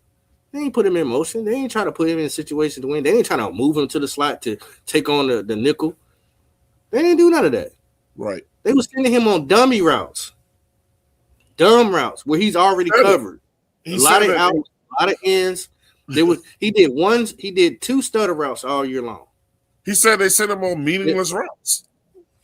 Well, but I mean, that's the coach, bro. He just called Canales out. Whether y'all want to put it, if you want to believe it or not, he called his ass out. So who got all XL opportunities in y'all opinion? Y'all think that's just I think Coker took them. I don't care about the opportunities. What I care about is putting you in the right situation to win. He could have got 10 opportunities, but were they 10 good opportunities? I just don't understand. Like it's like, I get we all like who we like, right? Yeah. Any damn player on the team, regardless of the position, can say the same shit, and it won't. Nobody gives a fuck, right? Why do it matter with XL? He's our number 2 receiver. He got the second most targets. I don't see no problem. I don't see no fucking problem with it. Maybe it's just me. If I'm by my damn self, cool. I'm good with that. But I'm just saying, I don't see the fucking problem. I don't think he did nothing wrong. As far as XL, I don't think he did nothing wrong, but I don't see no problem in him getting, what do you say, Pop? 84 targets? I don't see no problem in that. No, he didn't get 80 targets. Well, that was the first season. You said 80 the first season. He did miss games this year, too. He did 80 targets this year. Huh? You said 64 this year? It's like 64, 63 targets. I got you. He did miss a lot of games this past year, too, right? He missed like 2 games. I thought he missed more than that. Coker missed more than that, but he only missed 2 games. And Coker only had like 300-something yards. So it is a problem, MDJ. It is a problem. Why is it a problem? Because you got to have somebody else you going to. Because there's no proof that Coker stays healthy. So far, it ain't. I haven't seen him stay healthy. He hasn't played a full season. He's only played 11 games in 2 years. That's because he come in unhealthy every year. There you go. So why aren't you using your other weapons? It is a problem. It's a Carolina Panther problem. It's a fan problem. When you can only dial up plays for one person on the team and on your wide receiver group who gets force fed, and then guys that are open. I've seen Tommy Tremble wide open going up the seam. I still see Bryce do the ball in double coverage to T-Mac. It's a quarterback problem we have. It ain't just a quarterback problem. It's also an offensive coordinator problem, which is Canales, man. You know what I'm saying? Canales not putting that boy in the best position to win either, and he just called his ass out. You know what I'm saying? People go, he always gonna be my people gonna always say, Twan, you always picking on him or whatever. But MDJ and Pop, answer me this: who had the greatest success this year on our team, man? Canales or Evero? What you mean? What you mean? Like what side of the ball? What side of the ball had the better coaching this past year? Yeah, Evero, and we want that motherfucker gone. So why does Canales you do too? But what I'm saying is, like, you saying it like it's a coaching. No. I'm saying it like Evero had the better coach. He definitely out coached Canales this year. And if we want Evero gone, why is Canales getting the pass? Why ain't we saying the same shit about him? Twan, hey, look, man, I ain't gonna let you slide, man. You using an argument. I'm not. That's perfect. No, That's let a me perfect finish analogy. Then let me finish then, right? You one of the main. I'm one of the main motherfuckers. So I'm not just calling you out on this, but the point is, you one of the main motherfuckers that say fuck Evero. You Yeah, are. I want him go. So why are you now using him as a point just to say fuck Canales because you don't like Canales, bro? No, that's Pop. I don't want Canales here either. That's what I'm saying. So now you using Evero to prove that point that Canales ain't shit. Like, come on, man. No, I'm only proving the point that if Evero outcoached Canales, for people who say that, and they go, man, look, Evero got to go. Then my thing is, so if Canales didn't do a great job either, why is it all the smoke for Evero and none for him? Everybody going, oh, Canales gonna be the next best thing. He gonna bring this team together, and they gonna do it. Man, I think our team did what they did last year because of the talent on our team, and now they need better guidance. That's what I think too, Twan. But you can only deal with what the fuck you got. You got to play your hand, right? Facts. Absolutely, I agree with you. Facts. All right, then. Well, he got a keep quarterback calling who's this gonna give you motherfucker what out. you got. I'm gonna keep calling that Canales quarterback out. gonna give you what you got this year, man. You say you got to play the hand. So but every time that person play his hand, he reneging DJ. He can't be my partner, bro. You mean to tell me Canales ain't got y'all in the film room watching film together? That he ain't absolutely demanding that shit of y'all? So y'all can be on the same page? It took Cam to tell him, look, you got to get locked in with your quarterback. You know, blah, blah, blah. Y'all got to watch film together. When Bryce tries to go to try to tell you, I didn't throw you the ball because, then you'll be able at that moment to go, but nigga, I was open. You didn't give me an opportunity. You were so ready to get that ball out your hand. If you waited a second, I'd have been wide open. I'm telling you, man. Pop, they love that little motherfucker so much. They're not gonna put him in no situation where nobody can go in a room with him one-on-one and tell him about himself. They're not gonna do that. I'm telling y'all about a future problem if they don't get things under control.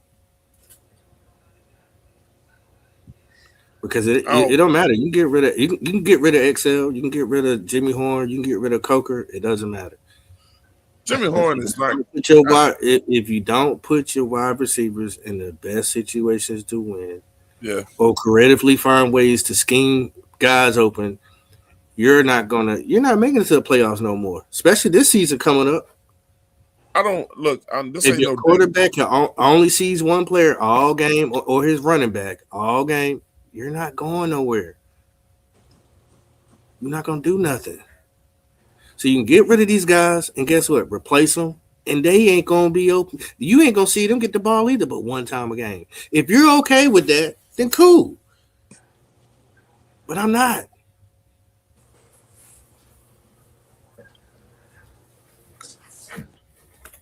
Pop, you asked for something that we ain't fucking got, man. You want a damn high power offense, bro. We ain't got that shit, man. We just ain't got that shit. I'm sorry. That's true. That's true. We don't have a high power, but I asked you earlier, could we be better? Well, what we got, could what we got be used better? I can't let y'all get away with that shit. I can't let y'all get away with that. Answer that one question. Let me ask y'all one question. I mean, with Bryce, what everybody got, could we have been better? So if we brought, we only get to talk in hypothetics because Bryce is our quarterback. But are we a high-powered offense with the guys we got and the line we got? If you brought in a motherfucking Joe Burrow that can stay healthy, that wouldn't turn our offense into a high-powered offense? I'll let MDJ answer that question. It's a low-power offense because of who the fuck is behind center. So you gonna use the comparison of bringing Joe Burrow here, right? I'm just using it hypothetically. I'm saying if you take Bryce out and insert Joe Burrow, will we not be a high-powered offense then? That's all I'm asking. You probably you throw the ball more though. But if you bring in Joe Burrow here, right? Mm-hmm. What changes is the numbers change, right? But Tet still gonna have more targets than XL. Correct. That's what I've been saying the whole time. It don't matter what you do, motherfucker. That's You fine. gonna That's get the fine. He same gets more. thing. It's fine. He gets more targets. It's not the target issue that I'm breaking down or discussing. But Joe Burrow can also do what XL is good at too. But that's just somebody else. JP said it best. It's hard to see the field when you're only 5'9". So if I put him on a slant that's 15-yard slant, he might not necessarily see him there. He may not, because it gets muddy down there between the lines. Banging, banging, banging, banging, banging, bang, bang, bang, banging. Man, banging. JP with the $5. The real problem is far too many of XL targets were deemed uncatchable. Agree with Twine. Test bigger catch rated covers for Bryce. I have no problem with that statement at all. And if I was able to say quarterback, you will see it too. You bring in a competent quarterback. Tet probably has even more yards, but you can also do. XL can get off the way he want to get off too. I don't think XL give a fuck about having the most yards for the year or the second. He just wants to get off. He wants to contribute. I mean, Coker, if he can stay healthy, Coker is a bona fide number 2. What's the best way to get your wide receiver going, Twan? I ain't been no quarterback. The only way I can only speculate on how you get him going is that you have to start with plays that are designed just for him. And not only that, start early, right? Right. You try to get him in the game early, right? But they're not. I think what NDJ is saying is, They're not gonna they're gonna go through the motions. Most teams gonna go to wide receiver 1 first, then 2, and then go 3. I'm a man. I've always been like this. Whoever the fuck is open is who you should throw it to. Okay, I'm gonna tell you one thing. Robin don't say shit. Robin do what the fuck Batman. When Batman fuck up, Robin come in and do what the fuck he can do. There ain't no number 2 receiver in the NFL to say nothing about no fucking targets. They just sit where the fuck they at and do what the fuck they do. Now, if they get off, MDJ, that's a testament to them, because there's number 2 receivers that get off. But that motherfucker not just gonna be open his mouth saying, I'm damn near like XL. He really can't go say shit because he the number 2. The number 2 don't get to do that. The number 1 receiver is XL not talking about targets. He's talking about how he's being used. That's why I said, get the targets out your vocabulary. It ain't about targets. It's about how I don't know nothing about the targets, but I know the targets because of you. I'm saying targets because you would bring up the targets. Yeah, how you being used? How you being used includes targets, Pop. Okay, I guess I'm speaking Spanish today. No, I'm not going to ask a mechanic that work on cars to try to fix my refrigerator. He might know how. Let me hear what else. It's just not. You know what I mean? Like, bro, I've been in the league long enough to understand certain positions, they the last one in, first one out. Receivers, DBs, some linebackers, and some words of wisdom that was given to me. There's 2 types of players in the NFL. There's football players, and there's professional football players. Professional football players, you see them always in taking care of that. Man, why you always here? Bro, working on my ankle mobility. Today, I'm making sure that my peak or my premium weight is at this particular weight. I have to get there. Hey, I gotta watch first and second down. Man, I got a big matchup versus Sauce Gardner. This particular person, Singleton. It don't matter what it is. They always working on their craft. And I didn't know that as a young player. I started understanding that as I got into 5th and 6th years. And now when I would see young players, I would always tell them, it's like, bro, what you in a rush for? The hoes, they gonna be there. Family, they ain't going nowhere. Oh no, for sure. I'm one of them players I'll be one of the last ones to leave in the training room, trying to keep my body right and make sure that I'm good on Sunday. Yes, sir. Yes, sir. So even in that type of thing, what Greg has taught me to be able to verbalize is a receiver is nothing without being where the quarterback expects you to be. No, that's real. The paper can say, man, you got an indie route, boom, hesitate, boom, take your time, be idled in that zone. But that common question where receiver asks quarterback, where you expecting me to be, or what do you see, can really open up a whole Pandora's box in a way where you may have been looking at your route through the peephole. Well, when you talk to a quarterback, it opens up the whole door and you start to say, oh, okay, because some routes, respectfully, as you know, are the love of the game. Right. So you tell me I got this seam right down the middle. That's the love of the game. Right. That means you ain't getting it. You know you're not getting it. Gotta just the whole bucket. But all right, now listen now, Canales. Listen, Bryce. I ain't gonna keep being no love for the game. I'm not no love of the game type of guy. You know what I'm saying. So when you have you sneak it again. That again. Hold on.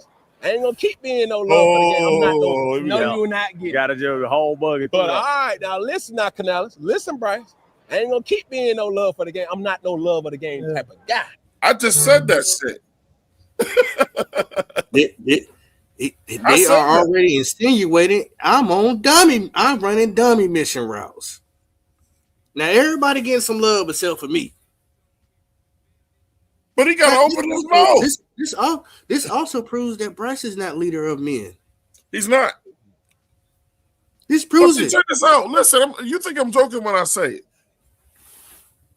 The Carolina Panthers, I don't think they allow this. That's why I'm saying this. The Carolina Panthers have to allow players, because you know, like they say one of the cardinal rules on the football team is nobody can go at the quarterback. My thing is nobody can go at a good quarterback or a great quarterback. You ain't gonna talk shit to Tom Brady and all these motherfuckers that played that were really, really good and are really, really good playing right now. But Bryce Young ain't that good that he is beyond approach. And the team has to allow these guys on offense to be able to open their mouth in these meetings and say what they need to say.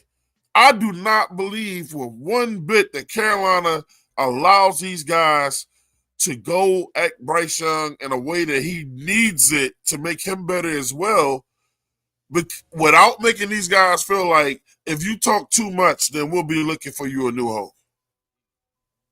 Because Cam just said right there, man, I've been saying it.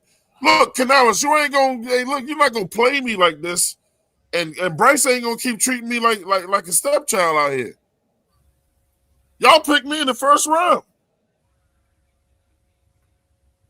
Mm-hmm. It's up to him. Yeah, he got to open his mouth. I just ain't never seen somebody win a Super Bowl with just using one using one wide receiver. Hell, I ain't seen it yet. I ain't seen it. We might get you one this game, out of these. How many minutes we play a game?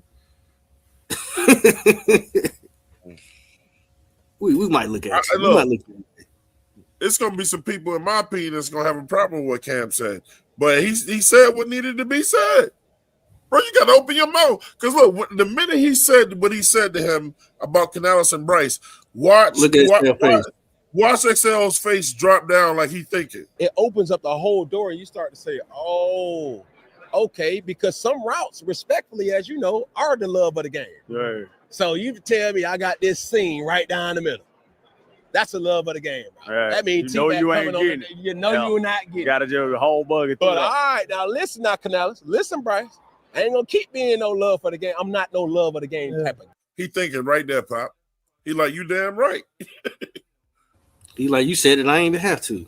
But you know what they gonna say about Cam, Pop, and MDJ? They gonna say Cam interfering. He fucking up our chemistry. What chemistry? People that's don't what like that's what I love. I'm trying to tell you guys, people don't like the truth, man. That's why I love this, man, because it's fine. Get another number 3. Get a number 4. So when they come in, we can revert back to this, especially if Bryce is still. If Bryce still here, this is going to be a continuing problem. I'm telling y'all, it's not going to go away. I agree with you. It ain't going away. It ain't going away. Ain't nobody else getting 1,000 yards except for one wide receiver. Ain't nobody else. Ain't nobody else gonna be threatening. He's gonna continue to get that based on his play. But I'm telling you, bro, I guarantee you, motherfuckers in them damn comments saying, "Yeah, what Cam know, man? He don't play no more." And all this. Man, look, man. Man, Cam a real quarterback. He a real nigga. Yeah, like somebody, like what he telling him is the truth. Like that's what you want. That's what you want your quarterback to tell you. Honestly. See, but a lot of people say Bryce ain't Cam, and people say get over it. Cam ain't here no more. Like it ain't just he ain't Cam on the field. He's not even Cam. He's not Cam mentally either as a quarterback. XL is distraught, man. That motherfucker, he gonna want out of Carolina. That shit don't. And so when you have those type of things, that's where the professional come in there to say, "Dawg, I'm gonna do this as a great teammate, but I'm hungry too." Go ahead. What's one thing that people don't get? That's not playing the game. I'm talking about the fans, right? Because instantly you come in, you need to be the cream of the crop, Pro Bowl. You need to blossom instantly. It's no, I'll wait, I'll give you time. But what's some of the biggest things that people really just don't get that comes along with this professional game of football that's hard to adapt to, I would say? That kind of just fall back to what Kel said. Yeah. You got to kind of be on the same page with that quarterback. Yeah. If you ain't on that same page, it'll never work. Yeah. Yeah, so. Yeah, because people just be like, sit down in the room with him, but they don't really know just how Cam was able to express. It's like, bro, Greg, we had this 1-2 step. It wasn't forced. Exactly. It wasn't forced. From the outside in, they like, he throw the ball, you catch the ball. And it's not that simple. But it ain't that simple. You know what I'm saying? As small as like, we had a route called a hinge. We also had. So for people, they just said it. For people who saying, allow me to say this, Pop. I know this Pop show right here. But when they just said, that was a great thing that they said. That mentality out here for people that don't fucking play football, and I'm talking about the people that just watch for fun or whatever. When we heard it all year when people say, if the ball gets thrown your way, your job is to fucking catch it. And a lot of people get on XL saying he didn't run the right routes. And they just came up with all these reasons, right? When a ball is getting passed from quarterback to wide receiver, that shit is a chemistry. The ball is not always thrown correctly. I can't just always catch it, you know what I'm saying, or whatever when the ball gets thrown at me. That's some bullshit. So when Bryce, and we know Bryce got a habit of throwing balls behind people or over the top of them where they can't jump and catch it or whatever, and people will look on film and they'll see like XL's fingertips touch the ball and go, oh, he should have caught that. Yeah, I've heard that before. You get your ass out there and you get 7-8 real quick when a motherfucker throw a ball over your head and you catch it. I seen so many plays of it was like a 7-yard comeback. Bryce throwing the ball because I knew XL wasn't his first read. That was obvious to see. But Bryce really ain't go through his read. He heard him to rush the ball and just threw the XL. Man, it was a cornerback right there. Wow! Suicide balls. Blowing XL back out. Pause. I'm like, I don't know how many times he went through that all year long looking at the targets and at the options that he was given to run. They were clocking XL. I'm talking about tearing him up. And that's only the best way you could use XL. Like that's something I would have put Jimmy Horn in because he's quick and shifty in open spaces. Not XL. Man, Bryce was throwing XL and trying to put him on the blue tent. I'm telling y'all. I said, wow. I didn't remember all this until I actually went and looked at the film. It's crazy. Yeah, and then for people like Driver and other people that say this dumb shit. I'm glad JP put this in here because, people are trying to pull the wool over your eyes for players that they like. He said it's easy for Bryce to have the most accurate deep ball. And because, Pop, we heard that from a lot of Bryce lovers. They said when you only average 2.94 attempts per game, so it should be high. It should be high. You're not throwing a multitude of balls. It should be a high percentage. But, they'll find any stat, anything, any number that makes this dude look good and hides the real problem, and they'll go, well, he's the best at this, and he's the best quarterback in the 3-yard radius, you know what I'm saying, this year. And, man, what that's bullshit. The bullshit next-gen stats, that ain't nothing, man. Right, they all bullshit. And fuck JP, man. Because he put my name in that bullshit, but I know why he did it though, because he was replying to what I said, right? But I was just saying it to say that them stats is bullshit, right? Just like you said, them stats is bullshit. They don't mean nothing. I feel the same way about that uncatchable stat. I think it's bullshit. Yeah, that's some shit they made up. Yeah, the same thing with that bullshit uncatchable ball shit. It's only uncatchable when you see that the motherfucker don't catch it. Like you can't. There's not a stat to say Tet got an uncatchable ball unless he don't catch that motherfucker. You get what I'm saying? Like it's not a measurement of that shit out there. There's no machine that records There's that. nothing to measure. So how about inaccurate passes? Yeah. Right, but you no. What you're saying is 100% right. But if the motherfucker catch it, it's not going to classify as that. But you're right though. It doesn't. It doesn't. But okay, so I would say that instead of uncatchable, there was a lot of inaccurate passes thrown to all the wide receivers, honestly. But yeah, it was pretty poor, pretty piss poor. And if I only get one target and it's inaccurate, and then you never come back to me, but everybody looking at me like, oh, it's your fault. How am I gonna catch that?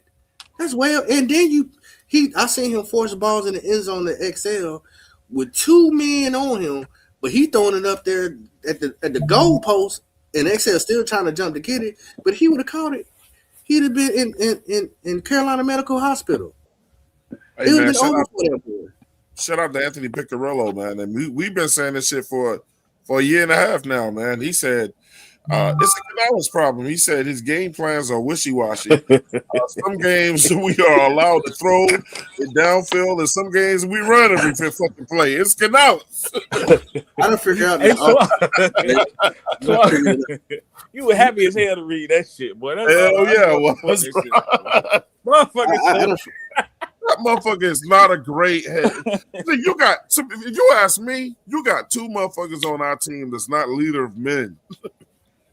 The head coach and the quarterback.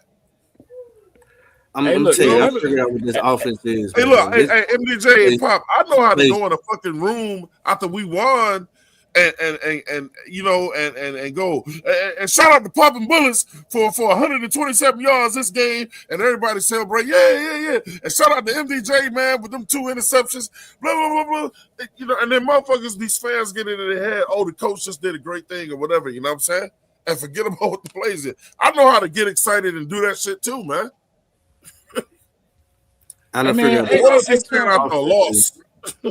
Offense plays offense to play defense.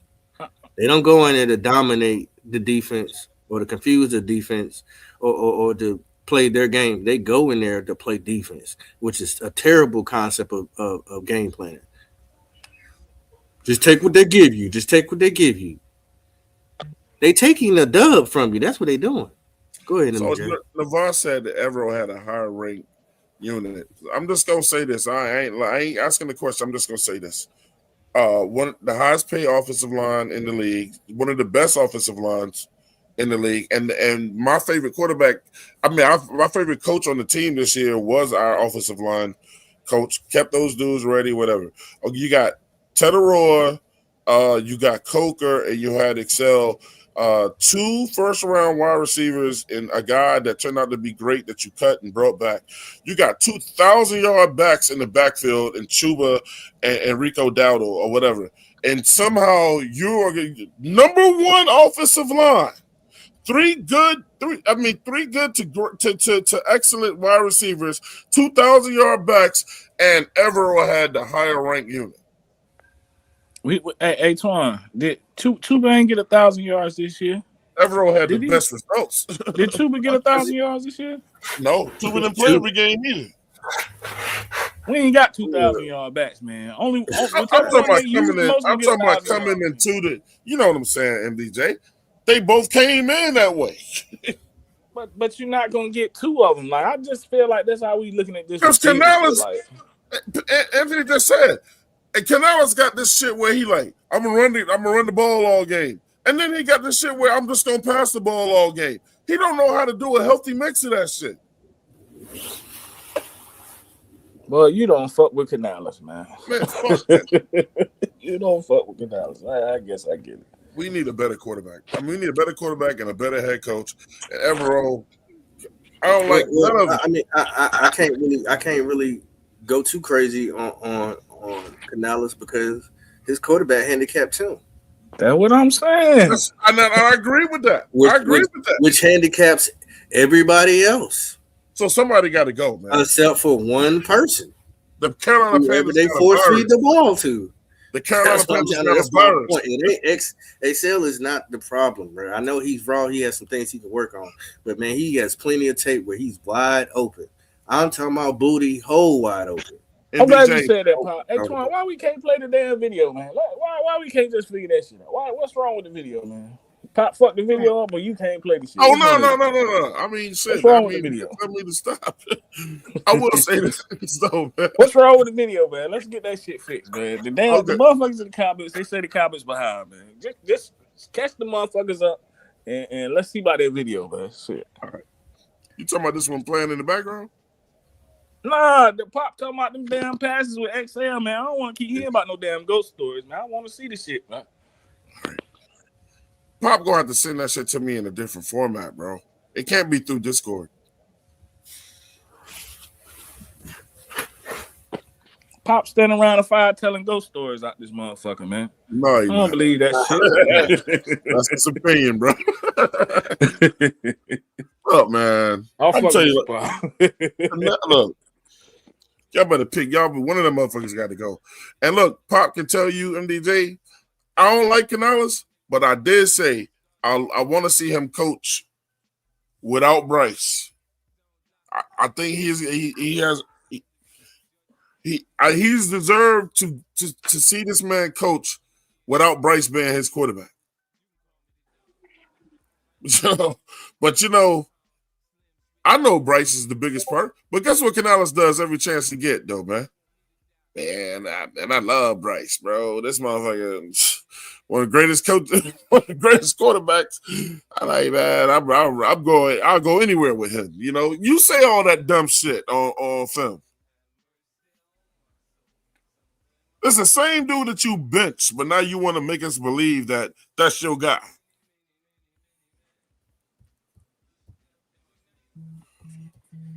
Simple. But it ain't that simple. You know what I'm saying? As small as like we had a route called a hinge. We also had a route called a read route. But a read route from a tight end versus a read route from an inside slot was completely different.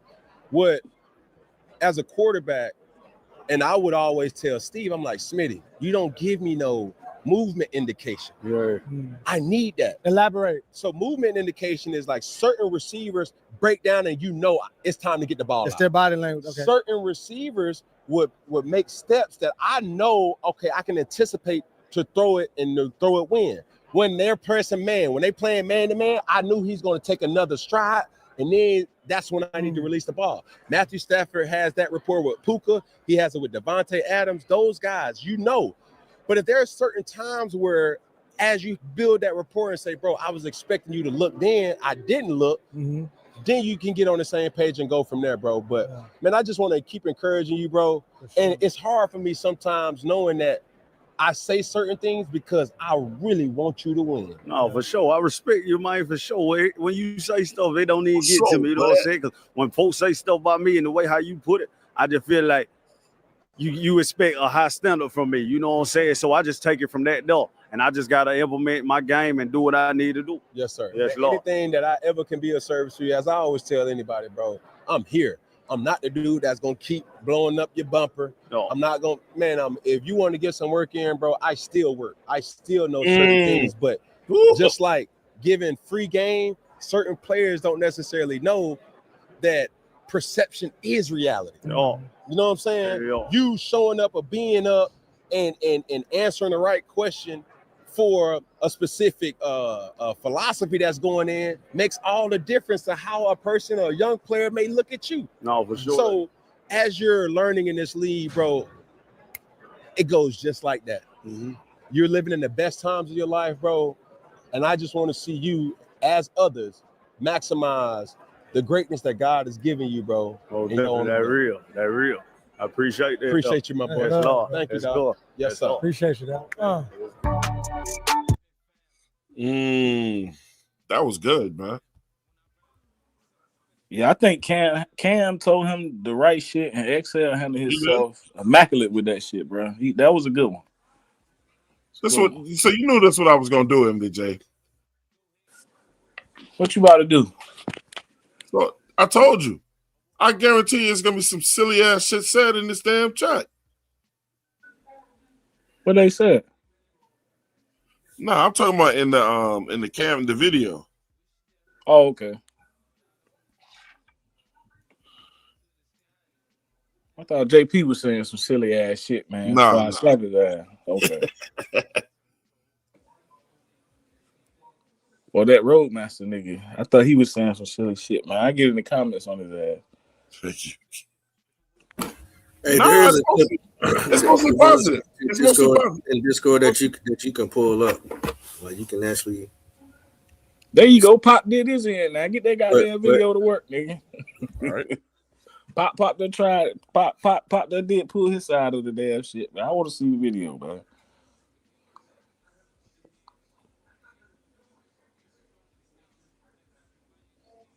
But this is a clip that you've already seen. It wasn't from the tape that I, for some reason you put it in the Discord. The clips I have, I cannot unlock them. It's nothing in this Discord. I screenshot it to you. It's in the Discord. Oh, okay. To you. Yeah, I just told you I don't know how to open those shit up to me. Man, what you know how to open it up in, Antoine? What? Like on the line, like everyone. Like when y'all type in on that line. See, when I go on the messages for me, he can't put. I know for a fact he can't put it in just the Discord chat because the file too big. I know that for a fact. So he can only send it through email or a message, or that's the only way he gonna be able to send it. No, you can only put in the Discord chat a certain file size.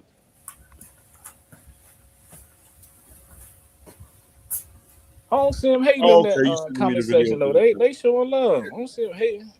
Yeah, that's what I said. I said, no, it seems positive.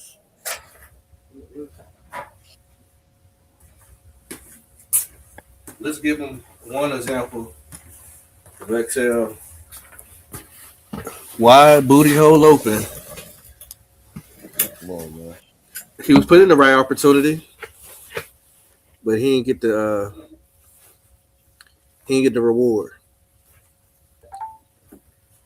And a lot of that this year.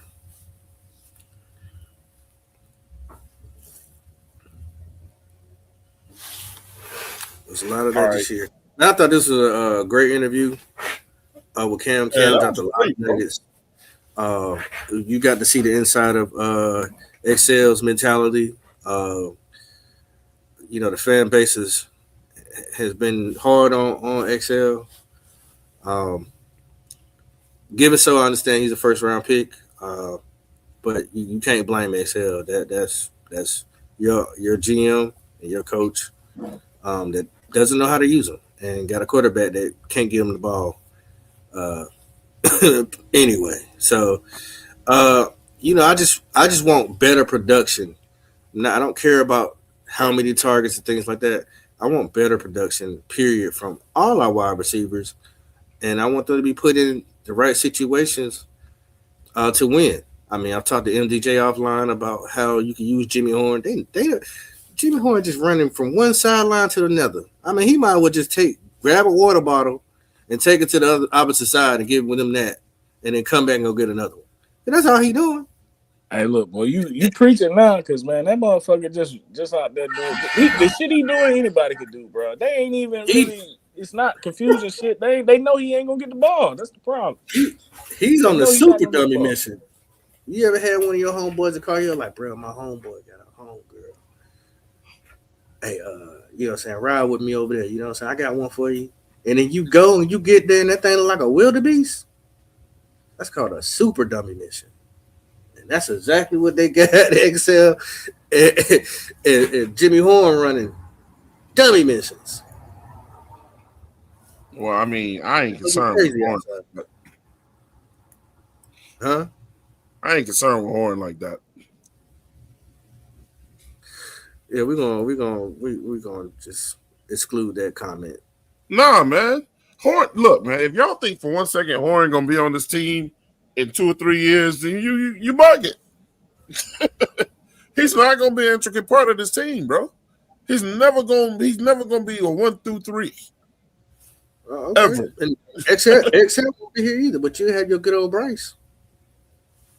So there you go, even swap. MDJ, you know it too, man.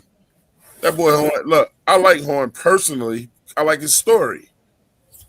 But that dude ain't going. Not on this team. Why do you say that? Hey, how about the passes that were thrown to Jimmy Horn? Where you think they would? What pass? The last pass of the season? They pick a fine time to give it to that motherfucker. I say that. There you go. That was the worst throw ever they could have thrown to him. Why? It shouldn't even have been him at that point, because he ain't never been in that situation. But that's the problem. The Canales and Bryce, for one, let the other wide receivers get cold. You got one Ferrari out there warmed up, but the other wide receivers, their motors are cold. And Coker get a little busy too. You know what I'm saying? He get right when he's available. But you let everybody just run around cold out there. Just come on, man. What are we doing? And then you gonna put him in a high intense situation when he ain't received the ball at all. I mean, crazy. Then the ball is not even accurate. It's down there at his ankles trying to catch it and turn up the field. Come on, man. See, that's the stuff. Definitely can't hold that shit against no damn Jimmy Horn, bro. No, bro. Definitely what I'm can't. saying is, like, Jimmy Horn is never going to be nothing more than a 4. But why do you say that though? Like, how do you know that? Where you get your lottery ticket from? We picked him in the 6th round. Or it was the 6th round, right? So we already knew he was going to be a project to begin with. The way our team is constructed right now, and the way most people construct their team, unless Jimmy Horn just wind up doing shit that's just miraculous, only do you get bumped up like that. Man. If you don't get put in the right situation. It's not true, man. Oh, they are never true, bro. It's not true. Yeah, I don't believe that. Jalen Coker didn't even get drafted, bro. So that right there just killed. But Jalen Coker is a better wide receiver than Horn. He's a better wide receiver body. He got everything, man. Right. He better. He that Dick much better was that Jimmy Horn got drafted and he didn't. So he that much better, Twan. You sure? I know he's way better. He got a better body, huh, Twan? If you say so. Man, no, don't. Or how they using him? I said he has a better NFL body, bro. And then the way the dude moves, he runs. He's a great route runner. Right. His gluteus maximus or something. Hey, man, ain't nobody gonna ride with y'all. Hey, let me ask you, what kind of body does Tommy Hill got? What are you comparing it on, bro? Once again, the man been better than him. He got drafted and one didn't, so he was better than him at that very moment. He's never gonna be a guy, bro. He's never gonna be a guy. You don't know that. He's never gonna be a guy, bro. I mean, how about this? How about I'll rephrase it there, MDJ. History says he's not gonna be a guy. He's not, man. You know, that's a guy you bring onto the team and you develop. And if he turns out to be something, great. But if he don't, they don't feel like they missed anything, bro. That man not gonna be on this team in 2 or 3 years, bro. How do you know that shit, man? Did you? Because they're gonna continue to go get better receivers. They said the same shit about Steve Smith, man. How the fuck do you know that? Nah. Cooper Kupp.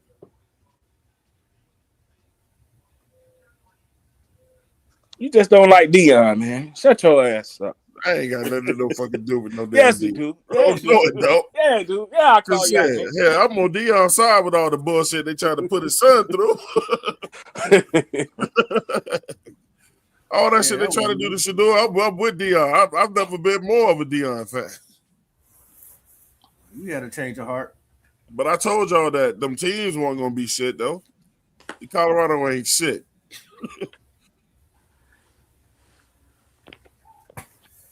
You just mad them boys ain't go to Florida State, man. Shut your ass up, man. That's all it is, man. Only person I'm at it didn't go to Florida State. Y'all already know who that is. Hey, well, he ain't shit either, so it don't matter. Well, see, go ahead and pull that clip up, brother. So you gonna get on me, but Pop just said some egregious dumb shit. I'm talking about Coleman. I'm talking about Coleman. That's what I'm talking about. Nah, man, you know who the fuck I'm talking about. Nah, man, Coleman got a better body, Twan. You right. I forgot about that. Yeah, I'm not gonna let y'all use that shit. Like I said, football body. Like Bryce should be somewhere. No longer be allowed in the locker room, MDJ. Bryce should be somewhere. Who got the better body and shit? Playing.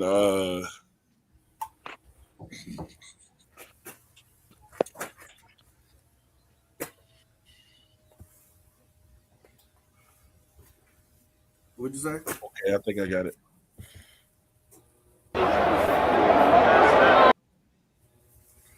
All right, here we go. You ready?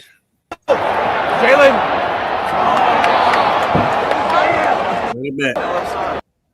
Let me move this comment. All right, go. Move this route.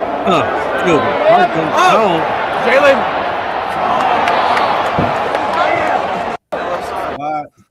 Wide open.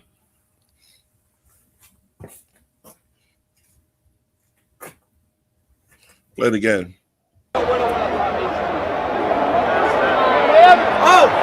Jalen. Did he even throw it to him? Nah, he never does. He never does. But that's a touchdown if you do throw it. Yeah. How many times do we see Bryce throw that ball that far down the field? It don't matter. You're right. But it does matter if your quarterback can't do it. Look, Pop, you don't realize. I think Excel can still be great, bro.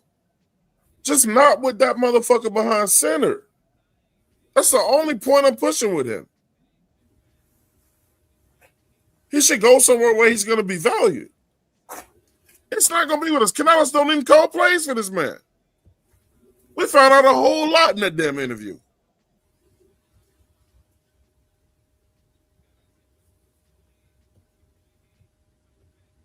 This motherfucker wide open, bro.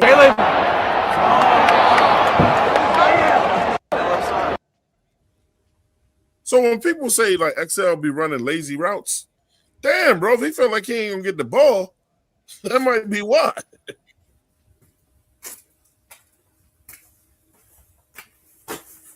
Yeah, he just told you. And I know y'all know, man. If Bryce is going back there through his progressions, through proper progressions, no way he would have missed this man, bro. Yeah, this is when you got to put your T-Mac voice on and say, nigga. There you go, right. bro. This is ridiculous. You trying to get T-Mac fucked up. Gone.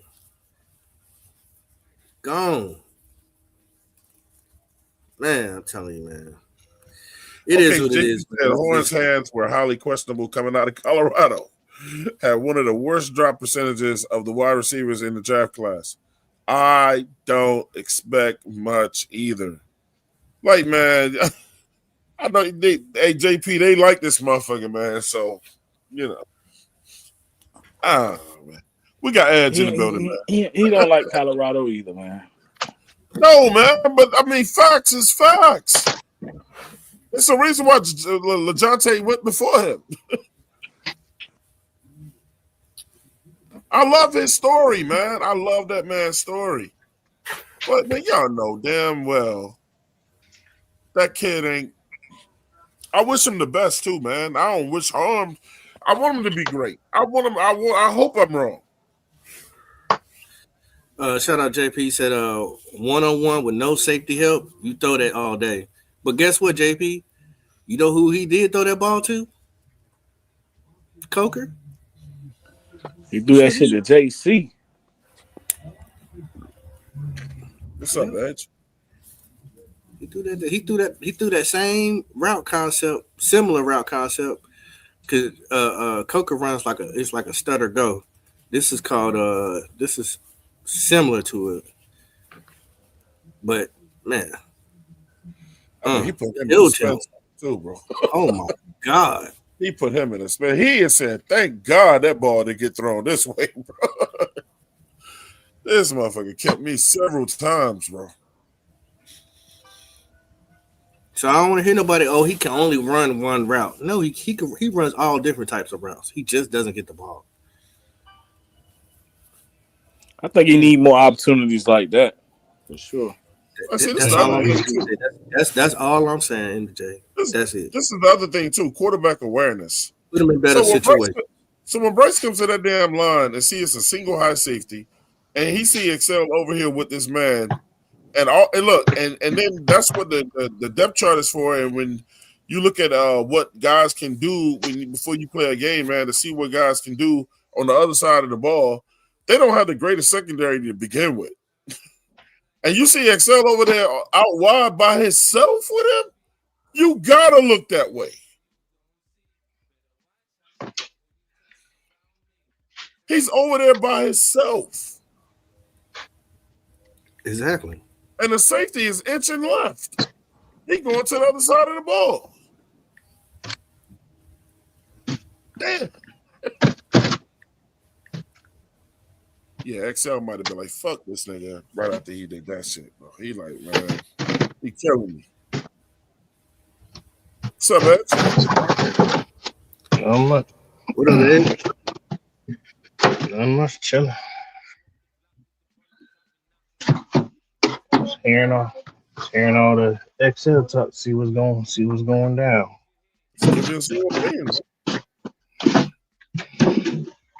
Excel need to go somewhere where he's appreciated and wanted. That's all he needs to go to. That's the only remedy for me right now. So because trust me, it's like what everybody says.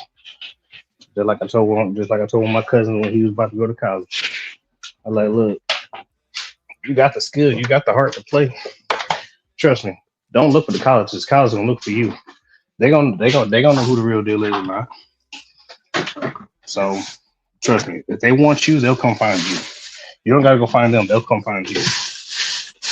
Trust me, I'm pretty sure McVay probably saw this and was like, "Damn, he beat my guy." All right, let's see what we got for next season. There's some teams out there that's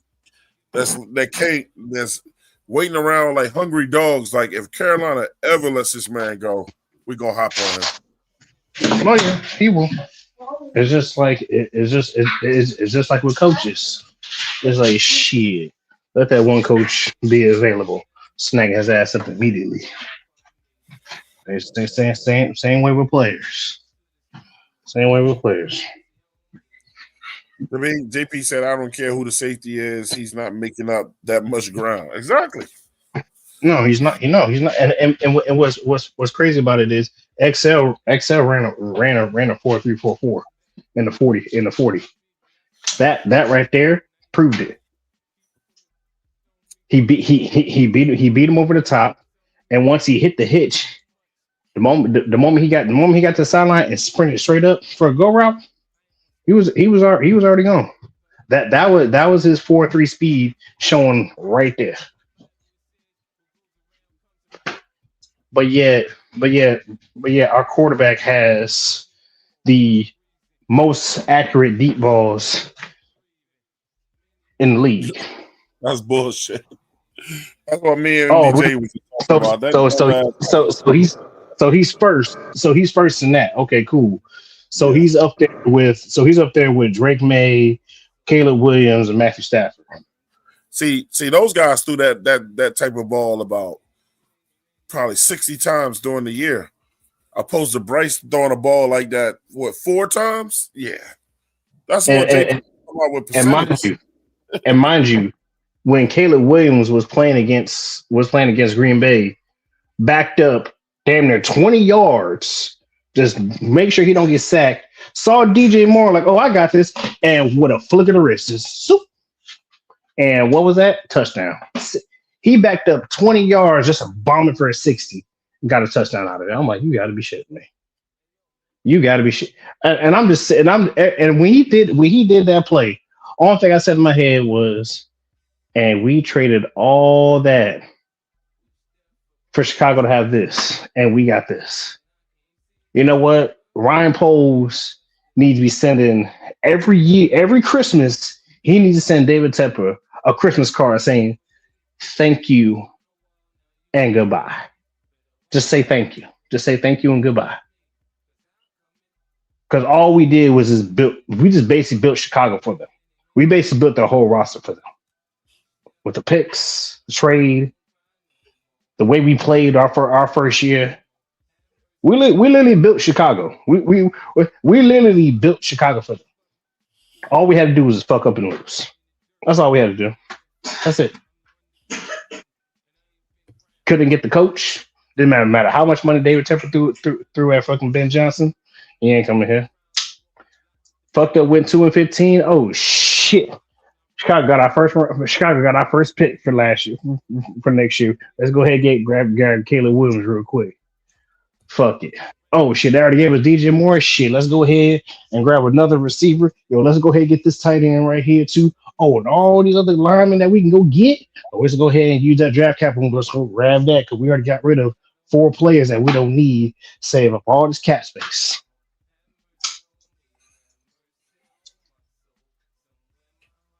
And Chicago went 13-4. They got better coaching too. And Ryan Poe's job was on the line that year too, mind you. His job was on the line if he did not grab Caleb Williams, and he knows it.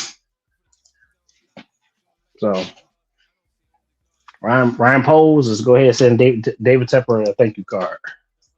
Say thank you. That's all. Every year, send her every year on draft day. But this whole XL stuff, man, come on, man. Look. XL, he don't need to be here. He needs to go. He needs to go somewhere. He needs to go to where he can be played well and played at his position and appreciated. And that's all I'm gonna say about that.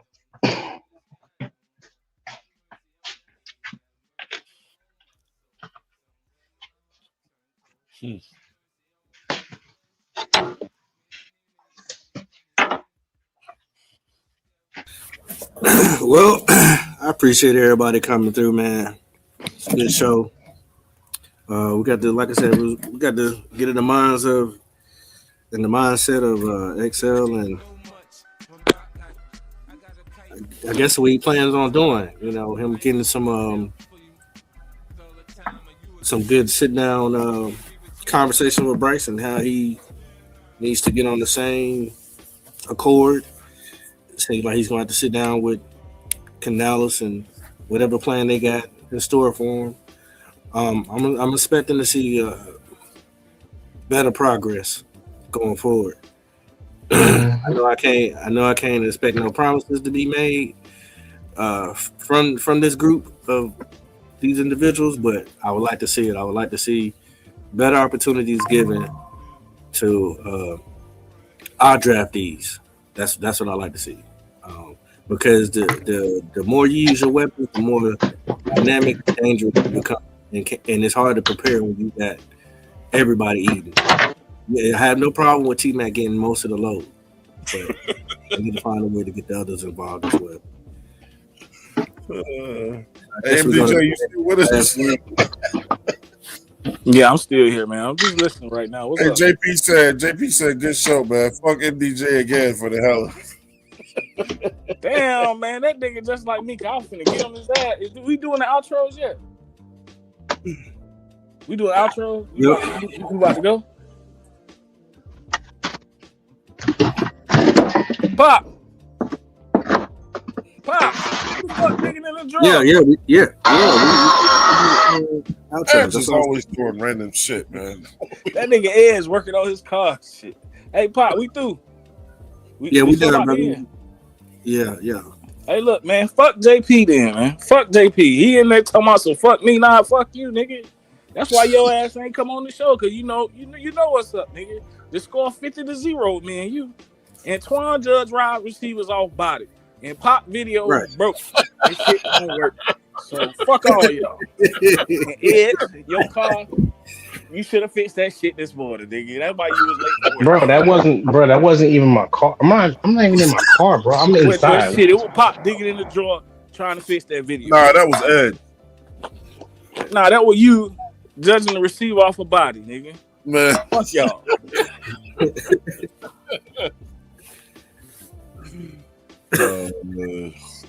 Well, now that we know like that Twan likes bodies, we know what we need not to say around him.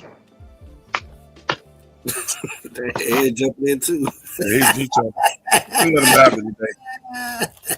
I'm gonna let him have it today. Well, you gotta let somebody else have. You gotta let somebody else have the body. So you might as well go ahead and just take it and go. He said Ed's pulling his engine on live. Hey man, drop that transmission. Hey, Ed's looking for a straw in the drawer, shit.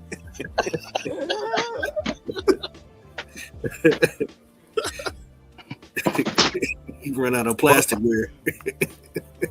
Hey, I need to wash some plasticware anyway, so I'm glad you said that. I want to say shout out to Pop, man, on this first show. Great, he had a great idea, man. Put it together. Picked his own music, thumbnail, all that, man. You know what I'm saying? I thought it was an excellent show, man. Getting together, Pop. Did a great job, brother. I appreciate it, man. I hope other people like it. You know, come back and watch it. If you catch it later, man, leave a comment, man. Tell us what you think, man. You know, look, I just want to keep our own and watch them grow. You know what I'm saying? We can't just drag these men, man. It's a lot to go into it. And I'm just hoping, you know, some of y'all can see it from my window, my vision. And if you don't, that's cool too. You know what I'm saying?